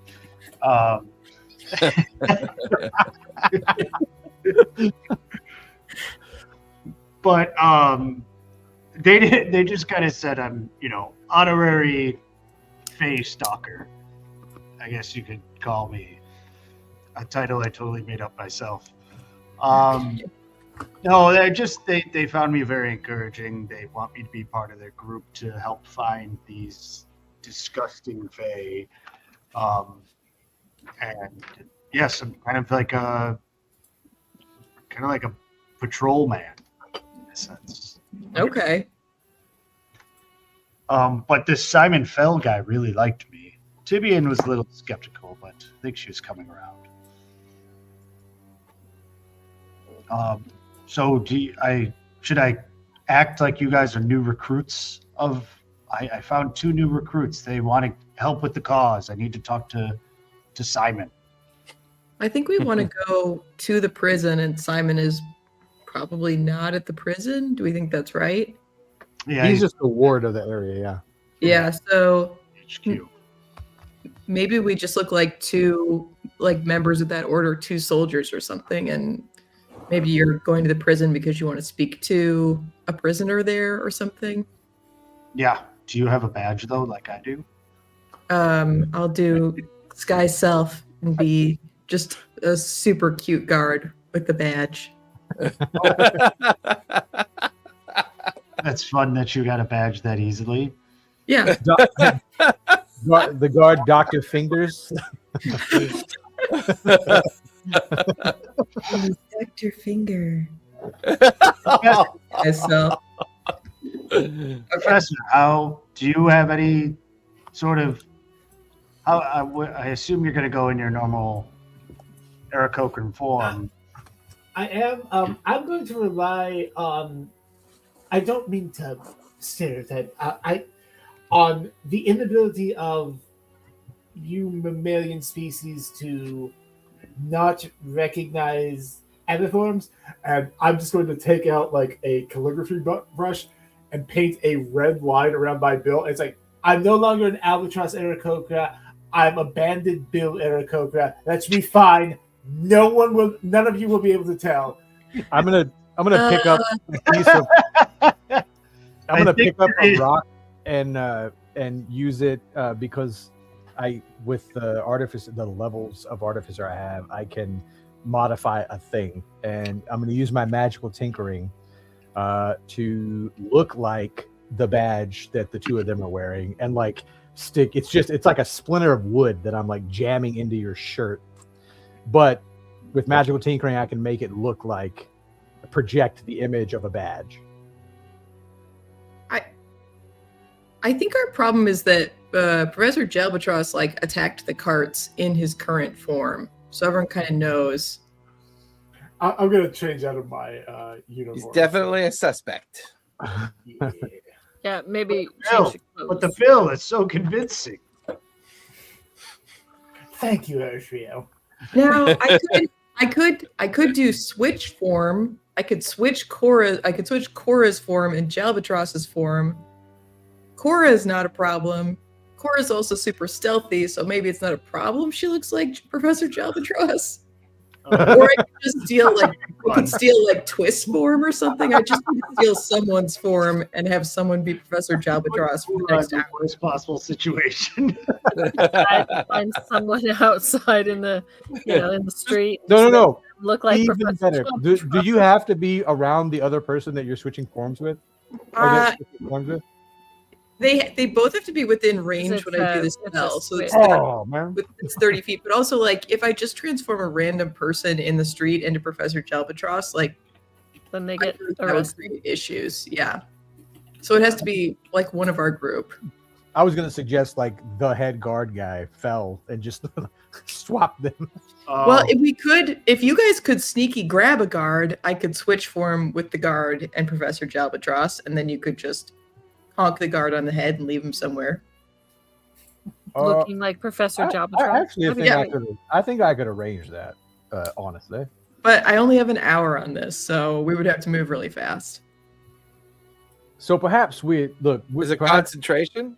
It's not concentration, but I only get to keep it for now. duration. Yeah. Gotcha. Well, can we put this bonked soldier guard in the portable hole for the hour? He'll We're die. leaving the hole with Tam. Oh yeah, because it's limited air. But also, if Cora and I sneak in and you all if you can get past the gate at least,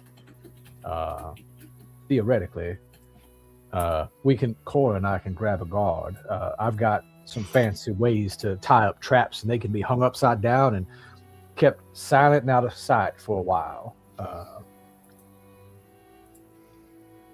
And then it would just look like Professor hanging upside down by his legs. Like someone caught him and hung him there. Uh-huh. Yeah. But then we'd still have to get the only issue is we have to get the professor through the door Yeah. or like through the entry.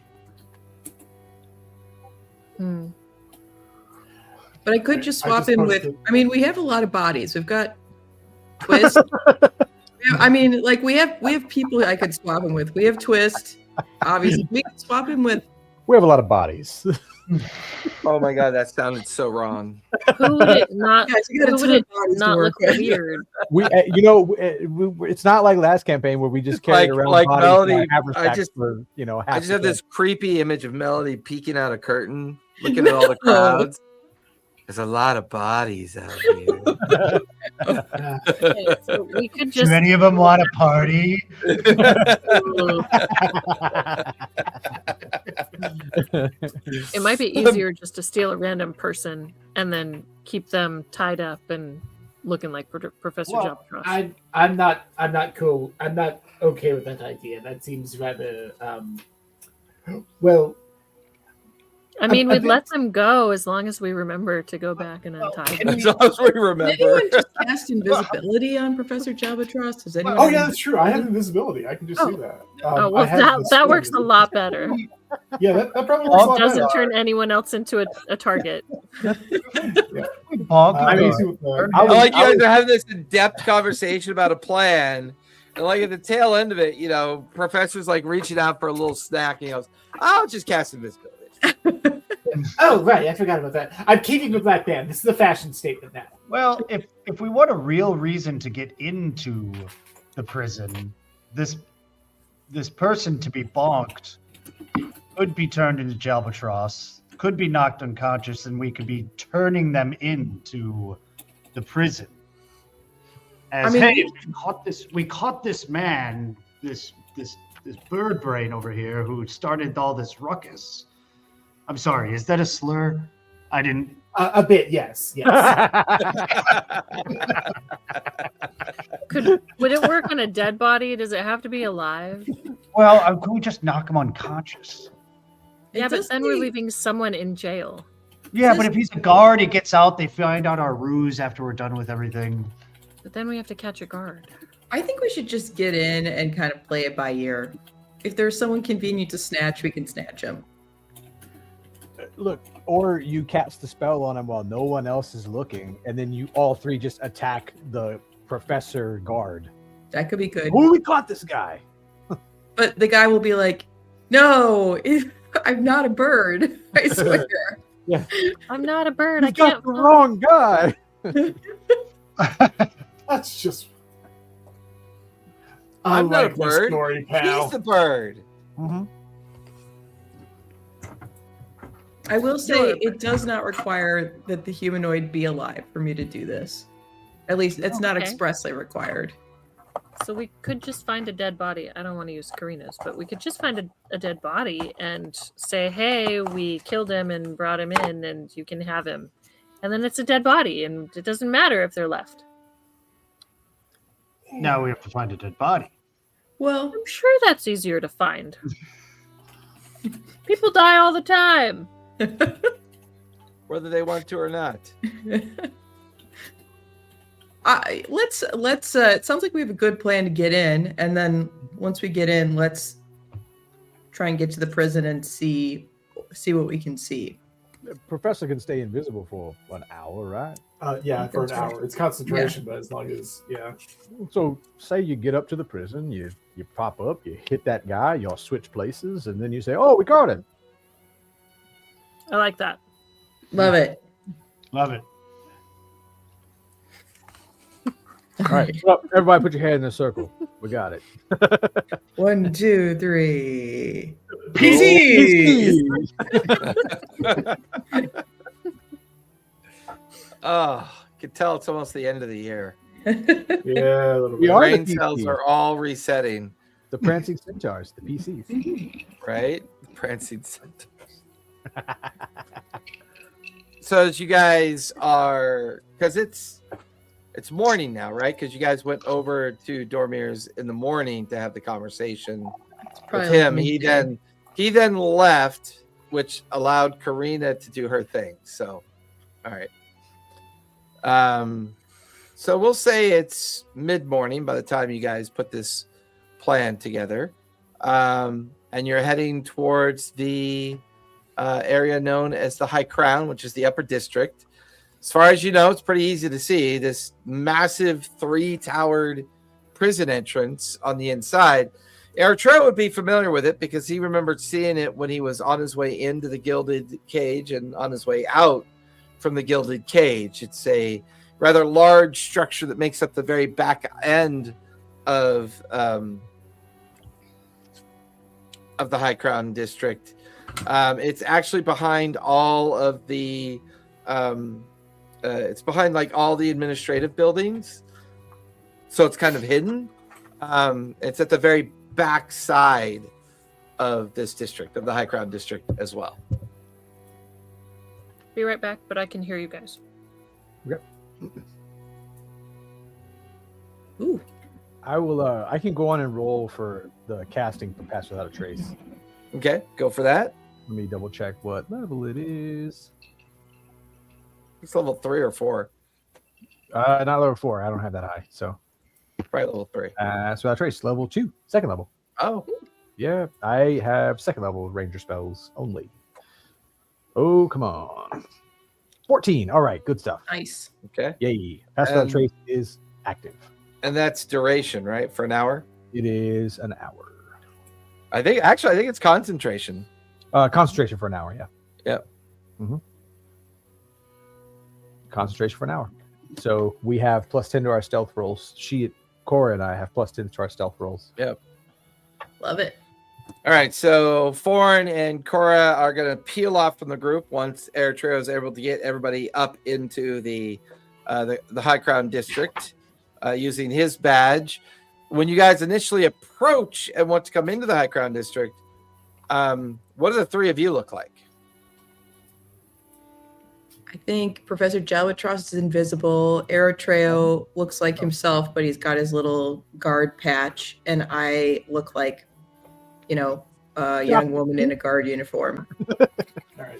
So I'm doing it because I do actually have to roll for mine, for my invisibility. I think that's Yep, go third for it. level. All right. Okay, we're good. That's a 19. 19. The group splits off in two different directions. Professor Jalvatros, being invisible, is following Eritrea and Melody as they're heading directly towards the prison. Foreign, you and Cora use the manors, estates, and gardens as a way to kind of hide yourselves as you stealth your way through to get as close to the upper walled section of the prison to be able to see down in. Both groups would equally see as you get closer that on a large roped lanyard in the front of the prison, there's already 36 fey bodies hanging from these roped positions. You could also see at least 6 different gallows set up with multiple nooses set up as if they're getting ready for a fresh series of hangings. There's no crowd forming, so you don't get the feeling that it's going to happen today. If anyone's getting hung, it's probably going to be tomorrow. That's lovely. So Foreign and Cora, give me stealth checks. You have a +10 to the roll. Yep. And Professor, you can actually give me stealth with advantage, so it's gonna be a regular stealth for you. Will he get the stealth because I'm maybe I'm he's- gonna let him get the plus 10 because I'll have him roll before the group splits up. I think it's a good idea. And then Melody and Eritreo, well, Melody, because technically Eritreo is helping you.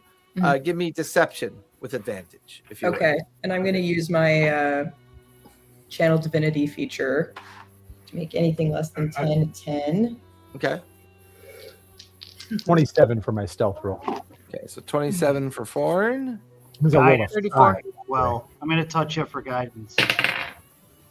Oh, really? Oh, awesome. D4. Okay. I just want to What'd make you sure. get? So I got the What'd you get, plus Cora? 10 from 34. Warren. Yeah, you get a plus 10 from Pass Without a Trace. Okay, cool. That's a 27 for me. 27. I rolled a 5. Plus 22. But that number 5 is coming up a lot tonight. You know? I rolled a 14 plus 20. 34. Jeez. Yeah. Yes. 27 for Professor. And then what'd you get for deception there, Melody? I got a 36. Nice. If I'd have gotten a natty 20, I would have rolled a 40. Ooh. I had a nat 20, I had a 42. Yeah, that's Yeah. a number. Yeah. Those are some serious numbers. Seeing the bodies, though, I don't want to leave them there. I'm going to try and line up an angle. The bodies are hanging, you said, right? So where the 3 towers are that enter into the prison, Mhm. they're hanging in between the towers. They're roughly about 100 feet up in the air. There's 3 dozen of them strung along a line, interdisposed every 100 feet. Okay. I don't know if we can. No, I'm going to try and shoot them down. But I was gonna silence myself first, though, so my shots don't make noise. How visible are they? But will there still be arrows coming from your location? Gun, but yeah, Oh, it's a gun. yeah, it's a big gun. Before you do that, why don't I just summon Great Quill and he can go around and just collect them instead of That might be a better Wouldn't idea. that be bad for Brightquill, though? There are guards like watching this area, right? Yeah, I Yeah. mean, there's at least at the main gate into the central tower, there's about a dozen guards. There's a steady foot patrol of about 5 guards that rotate every 5 to 10 minutes. There's a wall, like a wall landing, a walkway landing, that at least 4 guards are pacing back and forth on that. And then the top of each tower, there's at least half a dozen guards in each tower. It's well protected, well defended, and plenty of eyes keeping watch over the area. Yeah. Fair I mean, I'm not trying to stand in the wide open to do it, but I'm getting. Well, I think it's more of a Rick and Morty thing. Turning off 300 cameras doesn't necessarily make you stealthy. They're going to notice 300 cameras being turned off. Shooting down a string of hanging bodies is going to get a lot of people's attention. right. It'll be quiet. See, Ford, Not invisible though. I feel like Foreign should always be carrying a shovel. You know, Maybe let's steal the bodies on our way out or come back at night. all right. I don't like It's got a it. really good deception. Eritreo, you're now leading yourself and Melody up towards the front of the main gate. Professor Jalbatros, you're staying close enough so that if they move inside, you can follow them immediately inside. But you're also being wary of the guards. Eritreo, as you approach the main gate into the prison, one of the guards looks at you. Sir, are you here on business or pleasure? Business. Business. Even though I Business. find the business pleasurable, if you want to. Yes, especially here. Very well. And this is your assistant? Yes, this is my assistant, Melody. We have business at the prison, sir. Jump Trust is like invisibly cringy. So it's Bongo and Felody. Bongo and Felody? Bongo and Felody. Easy names to remember for sure. T-H-E-L-A-D-Y. Felody. Melody, give me persuasion with advantage because you and Eritrea are standing side by side. All right. We didn't name her Felony. That's a 33. What was it?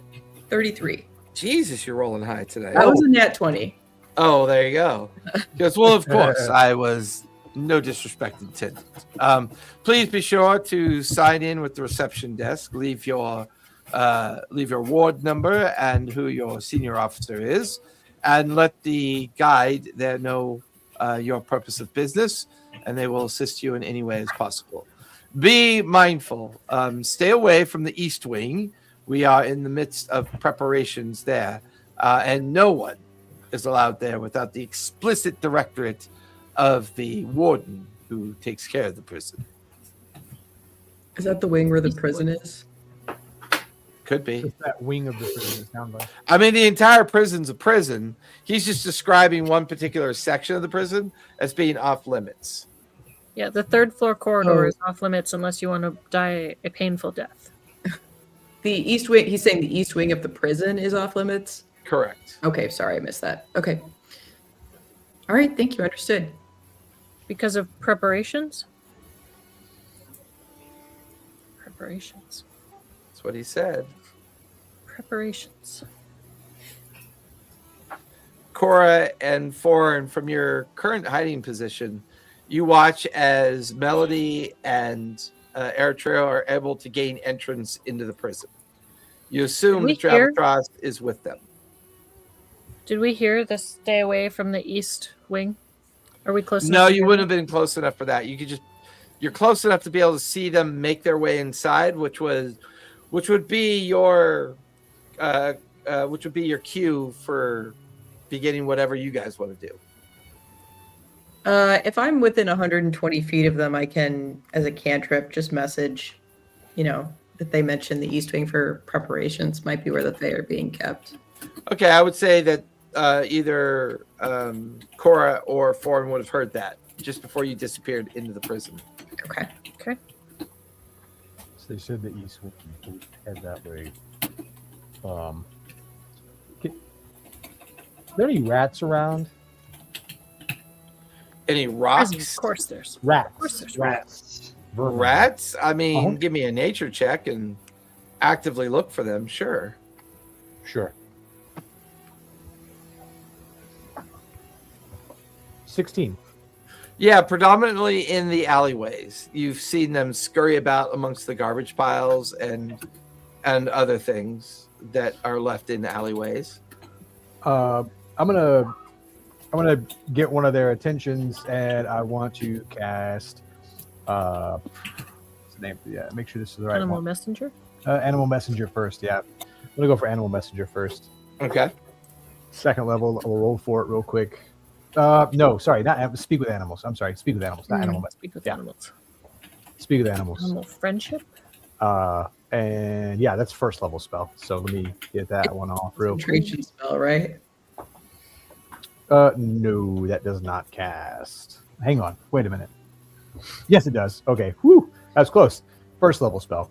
So 11. I don't think we've ever had this many failures in one night. 11. I skin of my teeth made that save. 11. 5 plus 6 is 11. Poof. Yes. That is 2 by the skin of our teeth. That's amazing. Right. When we were on the east side or still by the gates? While we're still by the gates, because like where I can still see the bodies. Okay. Okay. Hey, come here. Look, you and your friends look a little hungry. If you do me a solid, I'll make it up to you. All right? All the big fleshy. You like rotten meat or you like fresh meat? Meat's meat. All right. I'll make it up to you real good then. I mean, Harold over here, he ate my cousin just last night. You see, we're very indiscriminate when it comes to eating meat. I mean, if you're a rat that sleeps too long, we're probably going to eat you. Sure. Well, I'd rather you not eat these bodies, but you see them bodies hanging up there? Yeah, it's only a matter of time. We've been chewing on the little bits of their flesh that have been falling to the ground. Yeah, I'd prefer you chew on the rope so that the bodies fall to the ground, and then I will reward you with the most succulent meat you've ever had in your life. All right, fellas, let's go. And you watch as a steady stream of rats just start marching towards the edge of the wall, and they disappear into the basement foundation of one of the towers. Right. We'll see if it works. See if it works. Like, yeah. And so I'll try to be like, yeah, I'm just trying something to get the bodies down. I understand you want to wait till night, but look, it's really when you've grown up outside the tree of death and you see the bodies of Fae hanging on a tree like that, and it doesn't leave you, and I really don't like to look at it. Much less the disgrace of leaving the Fae hanging up there like that. Yeah. You guys So wait the there east would- for you guys wait there for a bit. Mhm. Before long, kind of like ants trying to cross a pond, you can see like the edge of the swarm of rats getting up onto the rat or onto the rope. You watch as one falls, bounces on the ground. More climb over each other, and there's a solid knot of them now chewing on the rope. You can see all the bodies are kind of like dangling and shaking a bit from the rope being chewed on. And then suddenly there's a snap. And you watch as all the rats fall down towards the ground. The rope breaks, and all of the bodies hung between the far right and middle tower come spilling down onto the ground. Some land on wagons, some land on small crowds of people. They just like the centaur that was being hung, that was hanging from the rope is quite large, 300-pound individual, like falls into like a wagon of fruit and dates and My cabbages! And it's just it's a mess. It's also a pretty good distraction if you want to try to do anything. This should get us close to the tower at least. So, are you down to try most of the Yep. place? Let's sneaky. Yep. So we're going towards the east tower, and I'm focusing on looking at the preparations where the guards are, and I'm really trying to look and see. I'm trying to take note, like mental note of where they are, how many there are, and what the major visibility points are. For the guards. Cora and Foreign, give me fresh stealth checks for this little event. Sure. Did all those rats die? Probably. Oh well. They were good I rolled- listeners, not very good planners. I rolled an 18 that time, so 40. 40, 33. 33. So you guys start sneaking your way up towards the prison gates and walls. Are you focusing on the east side or the north side of the prison? The east side, where the East thing's side. supposed to happen, that Okay. Melody told us. Yeah. So you guys are using the cover of some of the outbuildings and other kind of like items in between you and that side of the wall. You wait till the guards move by. You use a wagon to cover yourselves as you cross across the road. You skid at the base of the wall, frantically looking for some cover. You look off to your left, and you can see the prison sewer culvert entrance is down like 10 feet into What the ground. fuck, Patricia? And Professor lost his invisibility. Yeah. That was one of the rats yelling after they fell on top of each other. So true. I love it.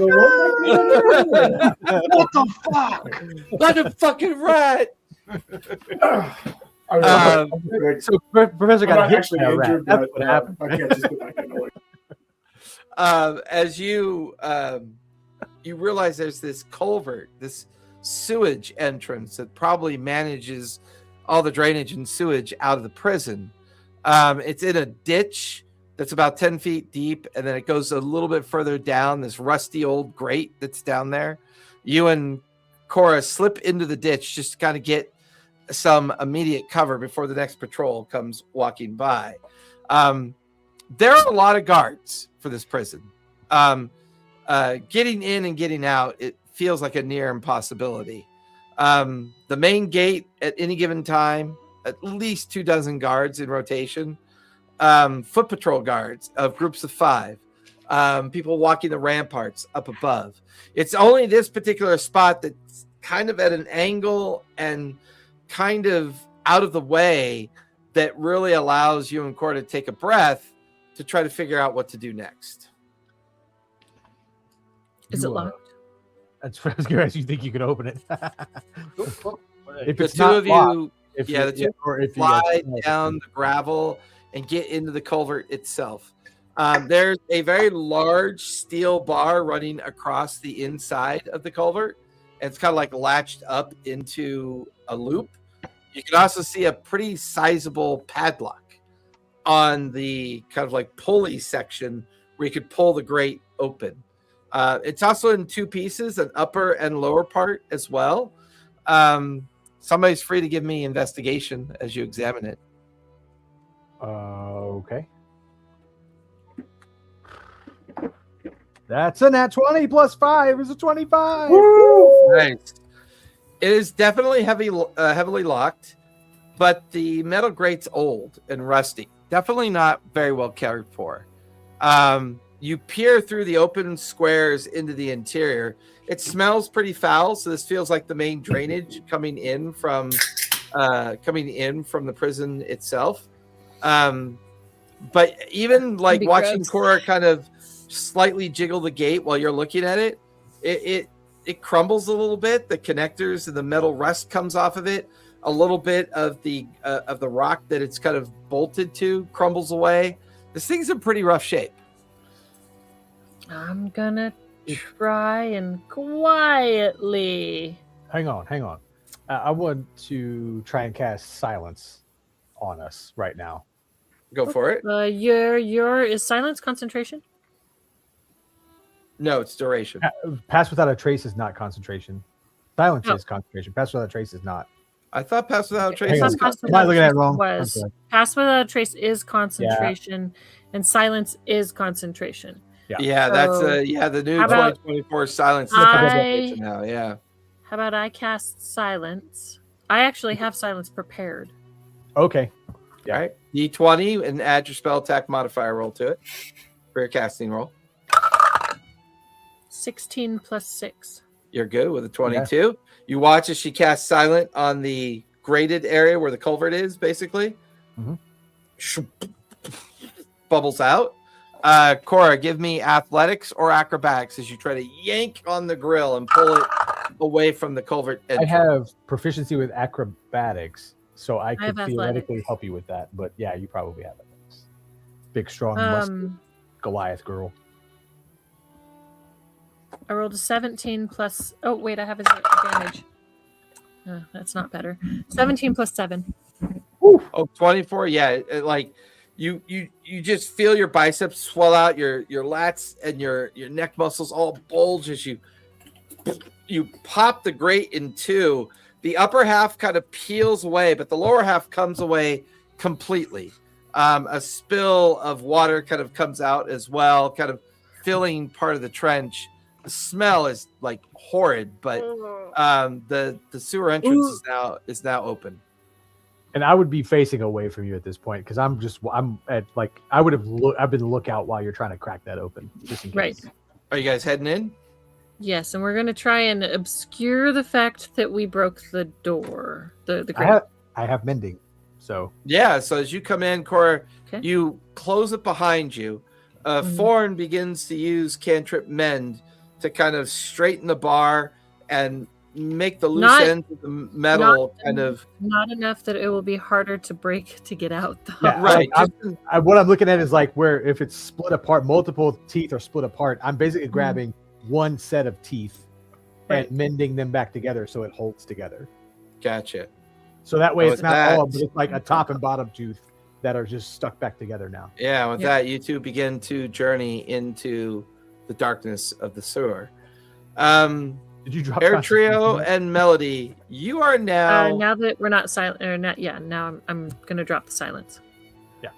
Gotcha. It doesn't gotcha. move with us, right? Yeah, that would be very Cast it on you. peculiar. That would be pretty peculiar if that If you was. cast the it case. on yourself, it does, yeah. Oh, okay. Well, I yeah, basically if did you, with- yeah. I cast it on me because I wanted Mhm. me. Keep in mind, you silenced. can't use any verbal spells know. if you do that. Yeah. So are you And we can't casting talk on to each you other. or? I Are- dropped it. Oh, you Yeah, I dropped it. dropped Gotcha. Okay. With that, Melody and Air Trail, you are inside the main prison itself. You could see a whole bunch of scaffolding and a lot of activity on the eastern side wing of the prison. You could also see stacks and stacks of prison cages to the right, a series of stairs that go up, a series of stairs that go down. And then sitting at this little wooden table with a book in front of him, this little goblin fellow who sees the two of you come in. I'm assuming Professor is staying nearby at this point. Mhm. This little goblin looks up, says, yeah, what can I help you with?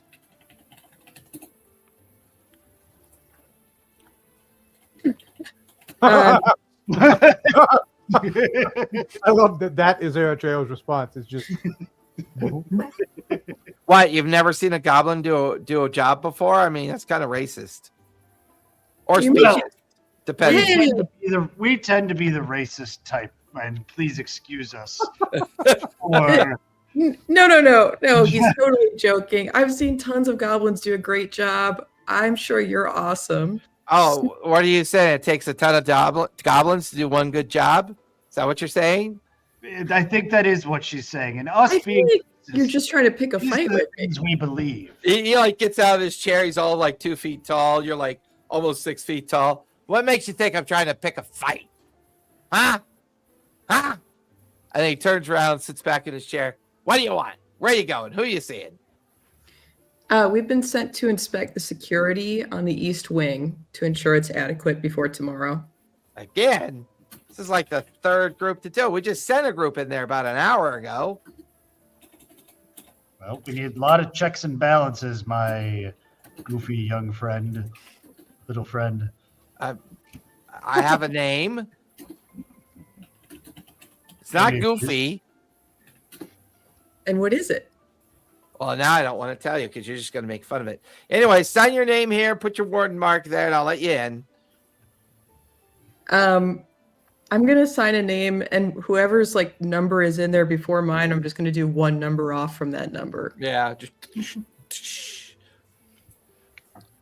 Yeah, Well, I'm gonna put Go on. Bongo, and then whatever the number is on my badge. Oh, yeah. My name's the one you make fun of. Well, anyways, don't forget to sign out on your way back. Of You course. guys notice that one of the roped off areas, the rope lifts just a little bit. You know, you get the feeling that Jabotros is still there following you guys. He didn't Okay. tell him his name for them to make fun of. Very sensitive Well, guy. good, sir, we look forward to seeing you on our way back. Yeah. Move along. Next! Yells down the line. Another person gets up on the queue. The two of you find yourselves on the inner workings of the parade grounds. There are pretty gruesome things here. There are gallows and devices designed to do harm to people, convince them to tell whatever story needs to be told. There are people hanging currently from the internal gallows. Humanoids, some fae. There is this very large, portly fellow. He is mixed in amongst of some of the guards, and he seems to be talking with a lot of disrespect, very deeply voiced. Almost sounds like he might be a little bit drunk. But he is wearing the colors and the tabard of the prison. You get the feeling that you're looking at the prison warden at this point. Now listen, We've been working on this east wing now for how many weeks, if not almost a month. The council is expecting us to make sure that when they take prisoners of the Fae, that they can be held here until the members of the Iron Collective come and get them. If they don't pick them up according to the agreements, we hang them. Now, go to the east wing and get that next batch ready. Do you understand me? The four gods nod and then kind of quick step away from the warden and head into the east wing. The warden heads off towards a kind of large bunker or bungalow off on the edge of the fairgrounds, of the parade grounds. What do the three of you do?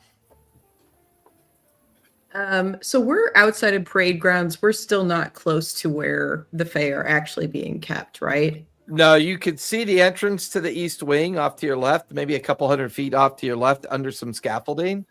There's the north side of the prison, and then there's the west side of the prison. The west side of the prison feels like it's holding the larger amount of people. I mean, they are stacked on top of each other every 10 feet, and each level has about 20, 30 cells. Looks a lot like I don't know if you saw the movie Superman, where they're all kind of stacked in boxes in kind of like a wall formation. That's the west wall. The east wing is it's just covered in scaffolding and equipment as if it's being repaired or built out. Does it feel like there isn't anyone in the East Wing yet? Is it like in a state of construction where it's not even ready for prisoners? Well, you heard the warden say as an effort to keep them from breaking out. It's possible they're in there. They're just in a part of the wing that's not under construction. Okay. Can we just walk closer to the entrance of the East Wing with an air of performing inspection? Yeah, I mean, it's not too hard. The two of you kind of slowly walk over. You pull the ropes up, dip underneath the cordoned off ropes. You're now standing in the large archway covered in scaffolding that would take you to the interior of the East Wing.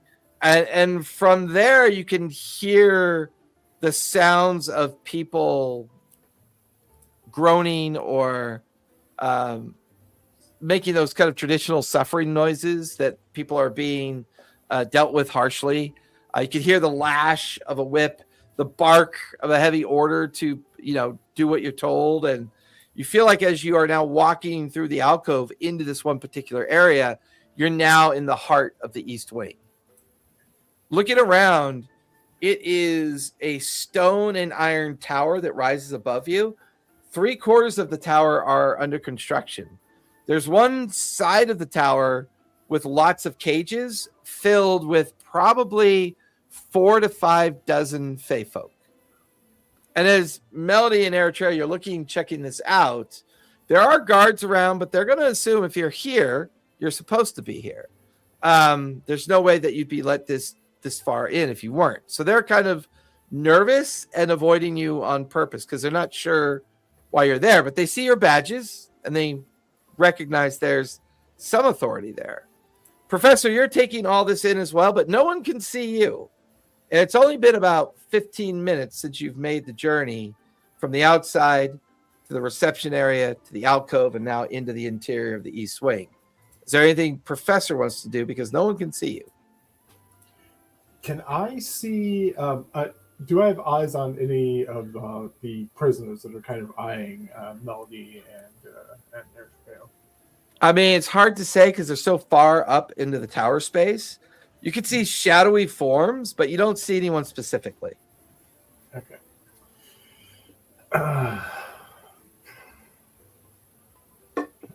Can I try to find a very dark shaded alcove? Let me before I do that, let me pull something up real fast.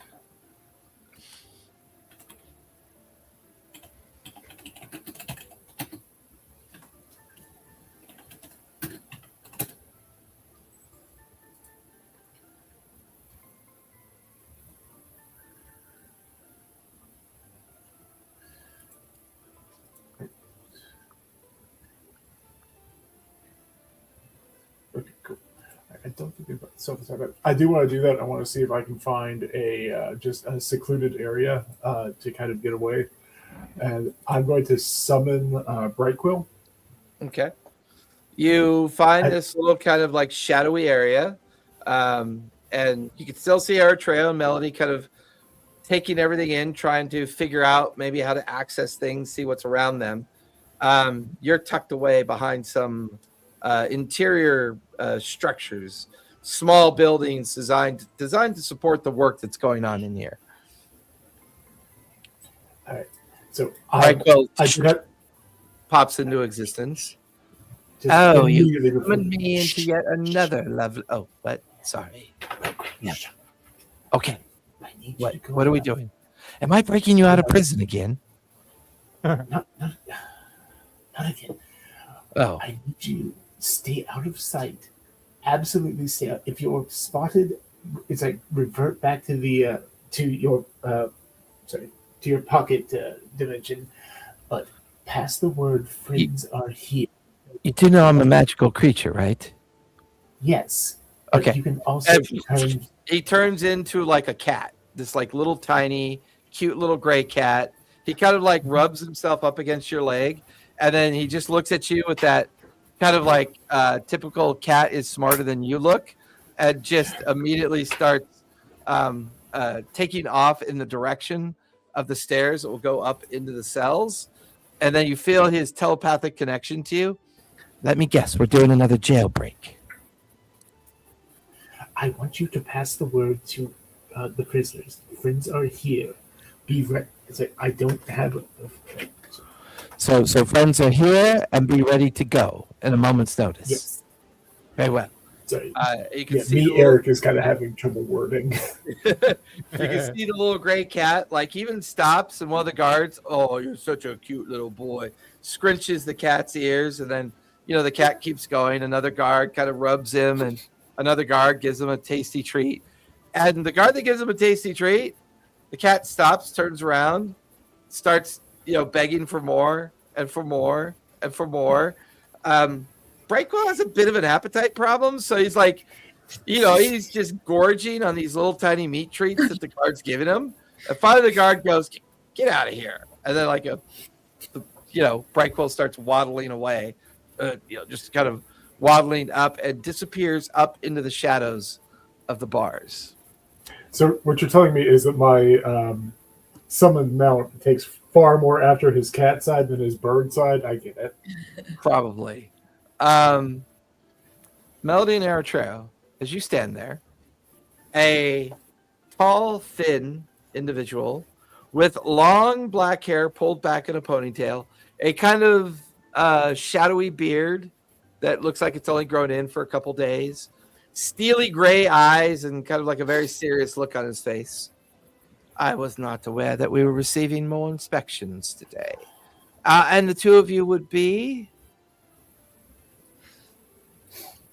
Bongo, you may have heard me from Mr. Fell. Heard about me from Mr. Fell. Simon? No, I know Fell sends people here sometimes, but I'm not particularly aware of your name. And who is your companion then? Lieutenant Felody. Lieutenant, good to see you. My name is Fetch. Is there something I can do for you?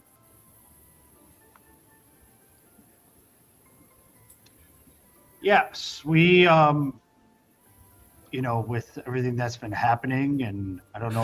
Melly's like, normally I just kill people like you. I'm not really sure what to do. I just, all that's going through Melody's mind is, I have 9 hit points. I have 9 hit points. Wait, we didn't rest? I thought we rested. Nope. Mm-mm. Oh, shit. Well, we did rest, Not- and then yeah, but got not bombed. after that one spell failure that nearly clocked you Yeah, all. you guys got It's bombed. like a short not rest. that wasn't it? one spell failure, the other spell Oh, spell failure that failure, nearly yeah. blocked us all. Yeah. Why didn't we short rest? well, we we did. already short But rested. then it happened again.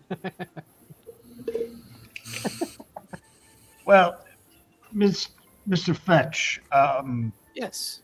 we're here to lend yet another set of eyes to ensure that your fine facility is fully prepared for what's coming. And looks like there's quite a bit of work being done here still. Are you feeling very confident about the state of the security here? It looks like there's quite a bit of work to be done. Ranella Couture sent you. I knew it, of course. Follow me. I shall show you all the preparations that we are beginning to make. I wondered when she might send someone in to check in on our work. And he begins to lead you through some other archways, up onto some stairs, and begins to kind of just give you a tour of the place. As you see here, of course, we've added at least 12 new levels of containment. Over here, we have these particular spells designed for anti-magic protection. So in case any of the inherent fey creatures are magical, we have an ability to control them as well. Now, you'll see here the old cells are currently filled with the last of our fey prisoners that will be hung in the morning, giving us an opportunity to work on that particular section of the tower once they are gone as well. Now, if you follow me, I will show you the constructs we use to keep the place safe. He guides you past an alcove and then stops you all of a sudden. Oh, dear, I forgot the main engineer was here to check on the work. Just let's give them a moment. As the three of you stay by the alcove, you see a very familiar individual. I'm getting out of there. I'm talking to two other individuals. Crimp is not a nice guy. We don't want to be seen by Crimp. He's got magic eyes and all sorts of stuff. He would recognize Eritrea if it's one of the right simulacrums. So if we have a chance, let's try and slide away. Wrong, Lieutenant. Is something wrong? Yes, I have to use the bathroom. Oh God! Give me a performance check on that, Eritrea. Can I give him advantage by doing a prestidigitation? To make it look like to make him look like he's farting? To create a bad smell. Noise. Yeah, you can have advantage on that. Advantage, okay. I rolled a 14. A 14. I'm sorry. You need a. Oh, yes. The lavatory is over there. Please, yes. Oh my goodness. It's probably this is going to be quite messy. I made it happen. That's not what your lieutenant's for.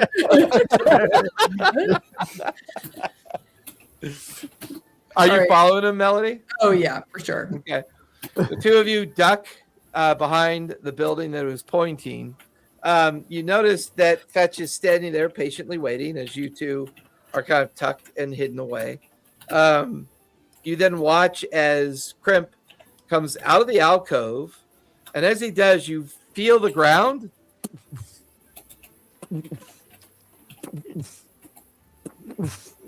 Following him is one of his constructs. It stands about 30 feet tall, made of iron facets of plate, large iron connectors, a kind of bright, radiant light in its chest. Its head is low and flat to the shoulder line as this massive iron golem comes walking out. They pass Fetch, and the two, they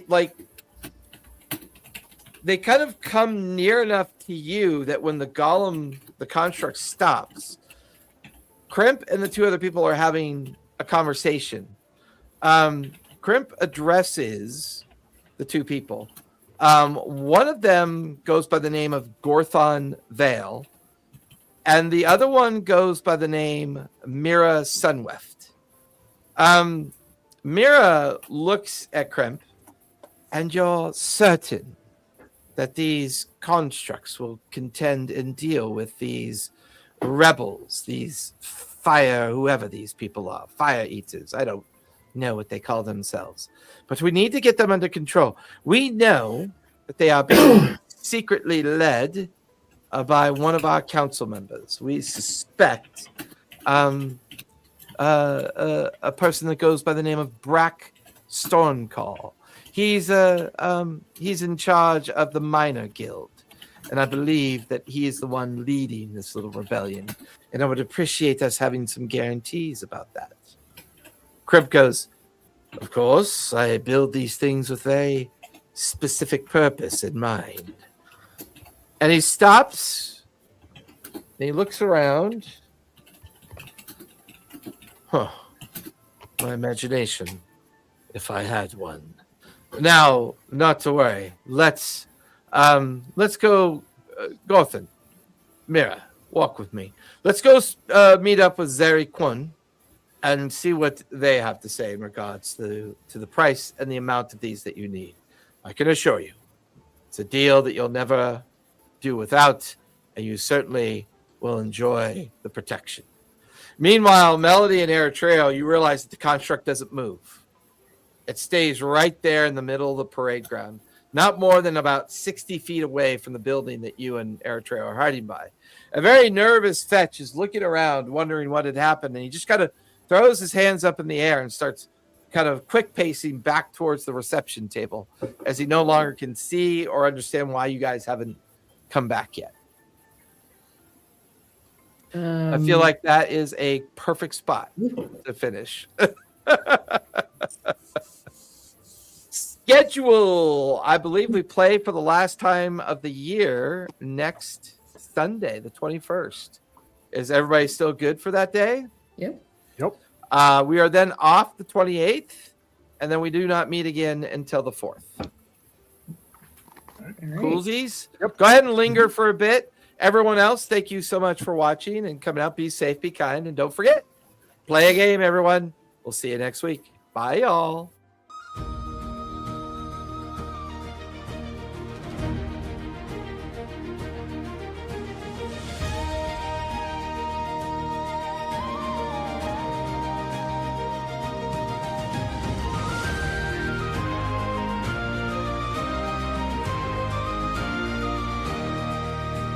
The wind calls out from the edge of the sky, a whisper of dreams where the shadows lie, steps on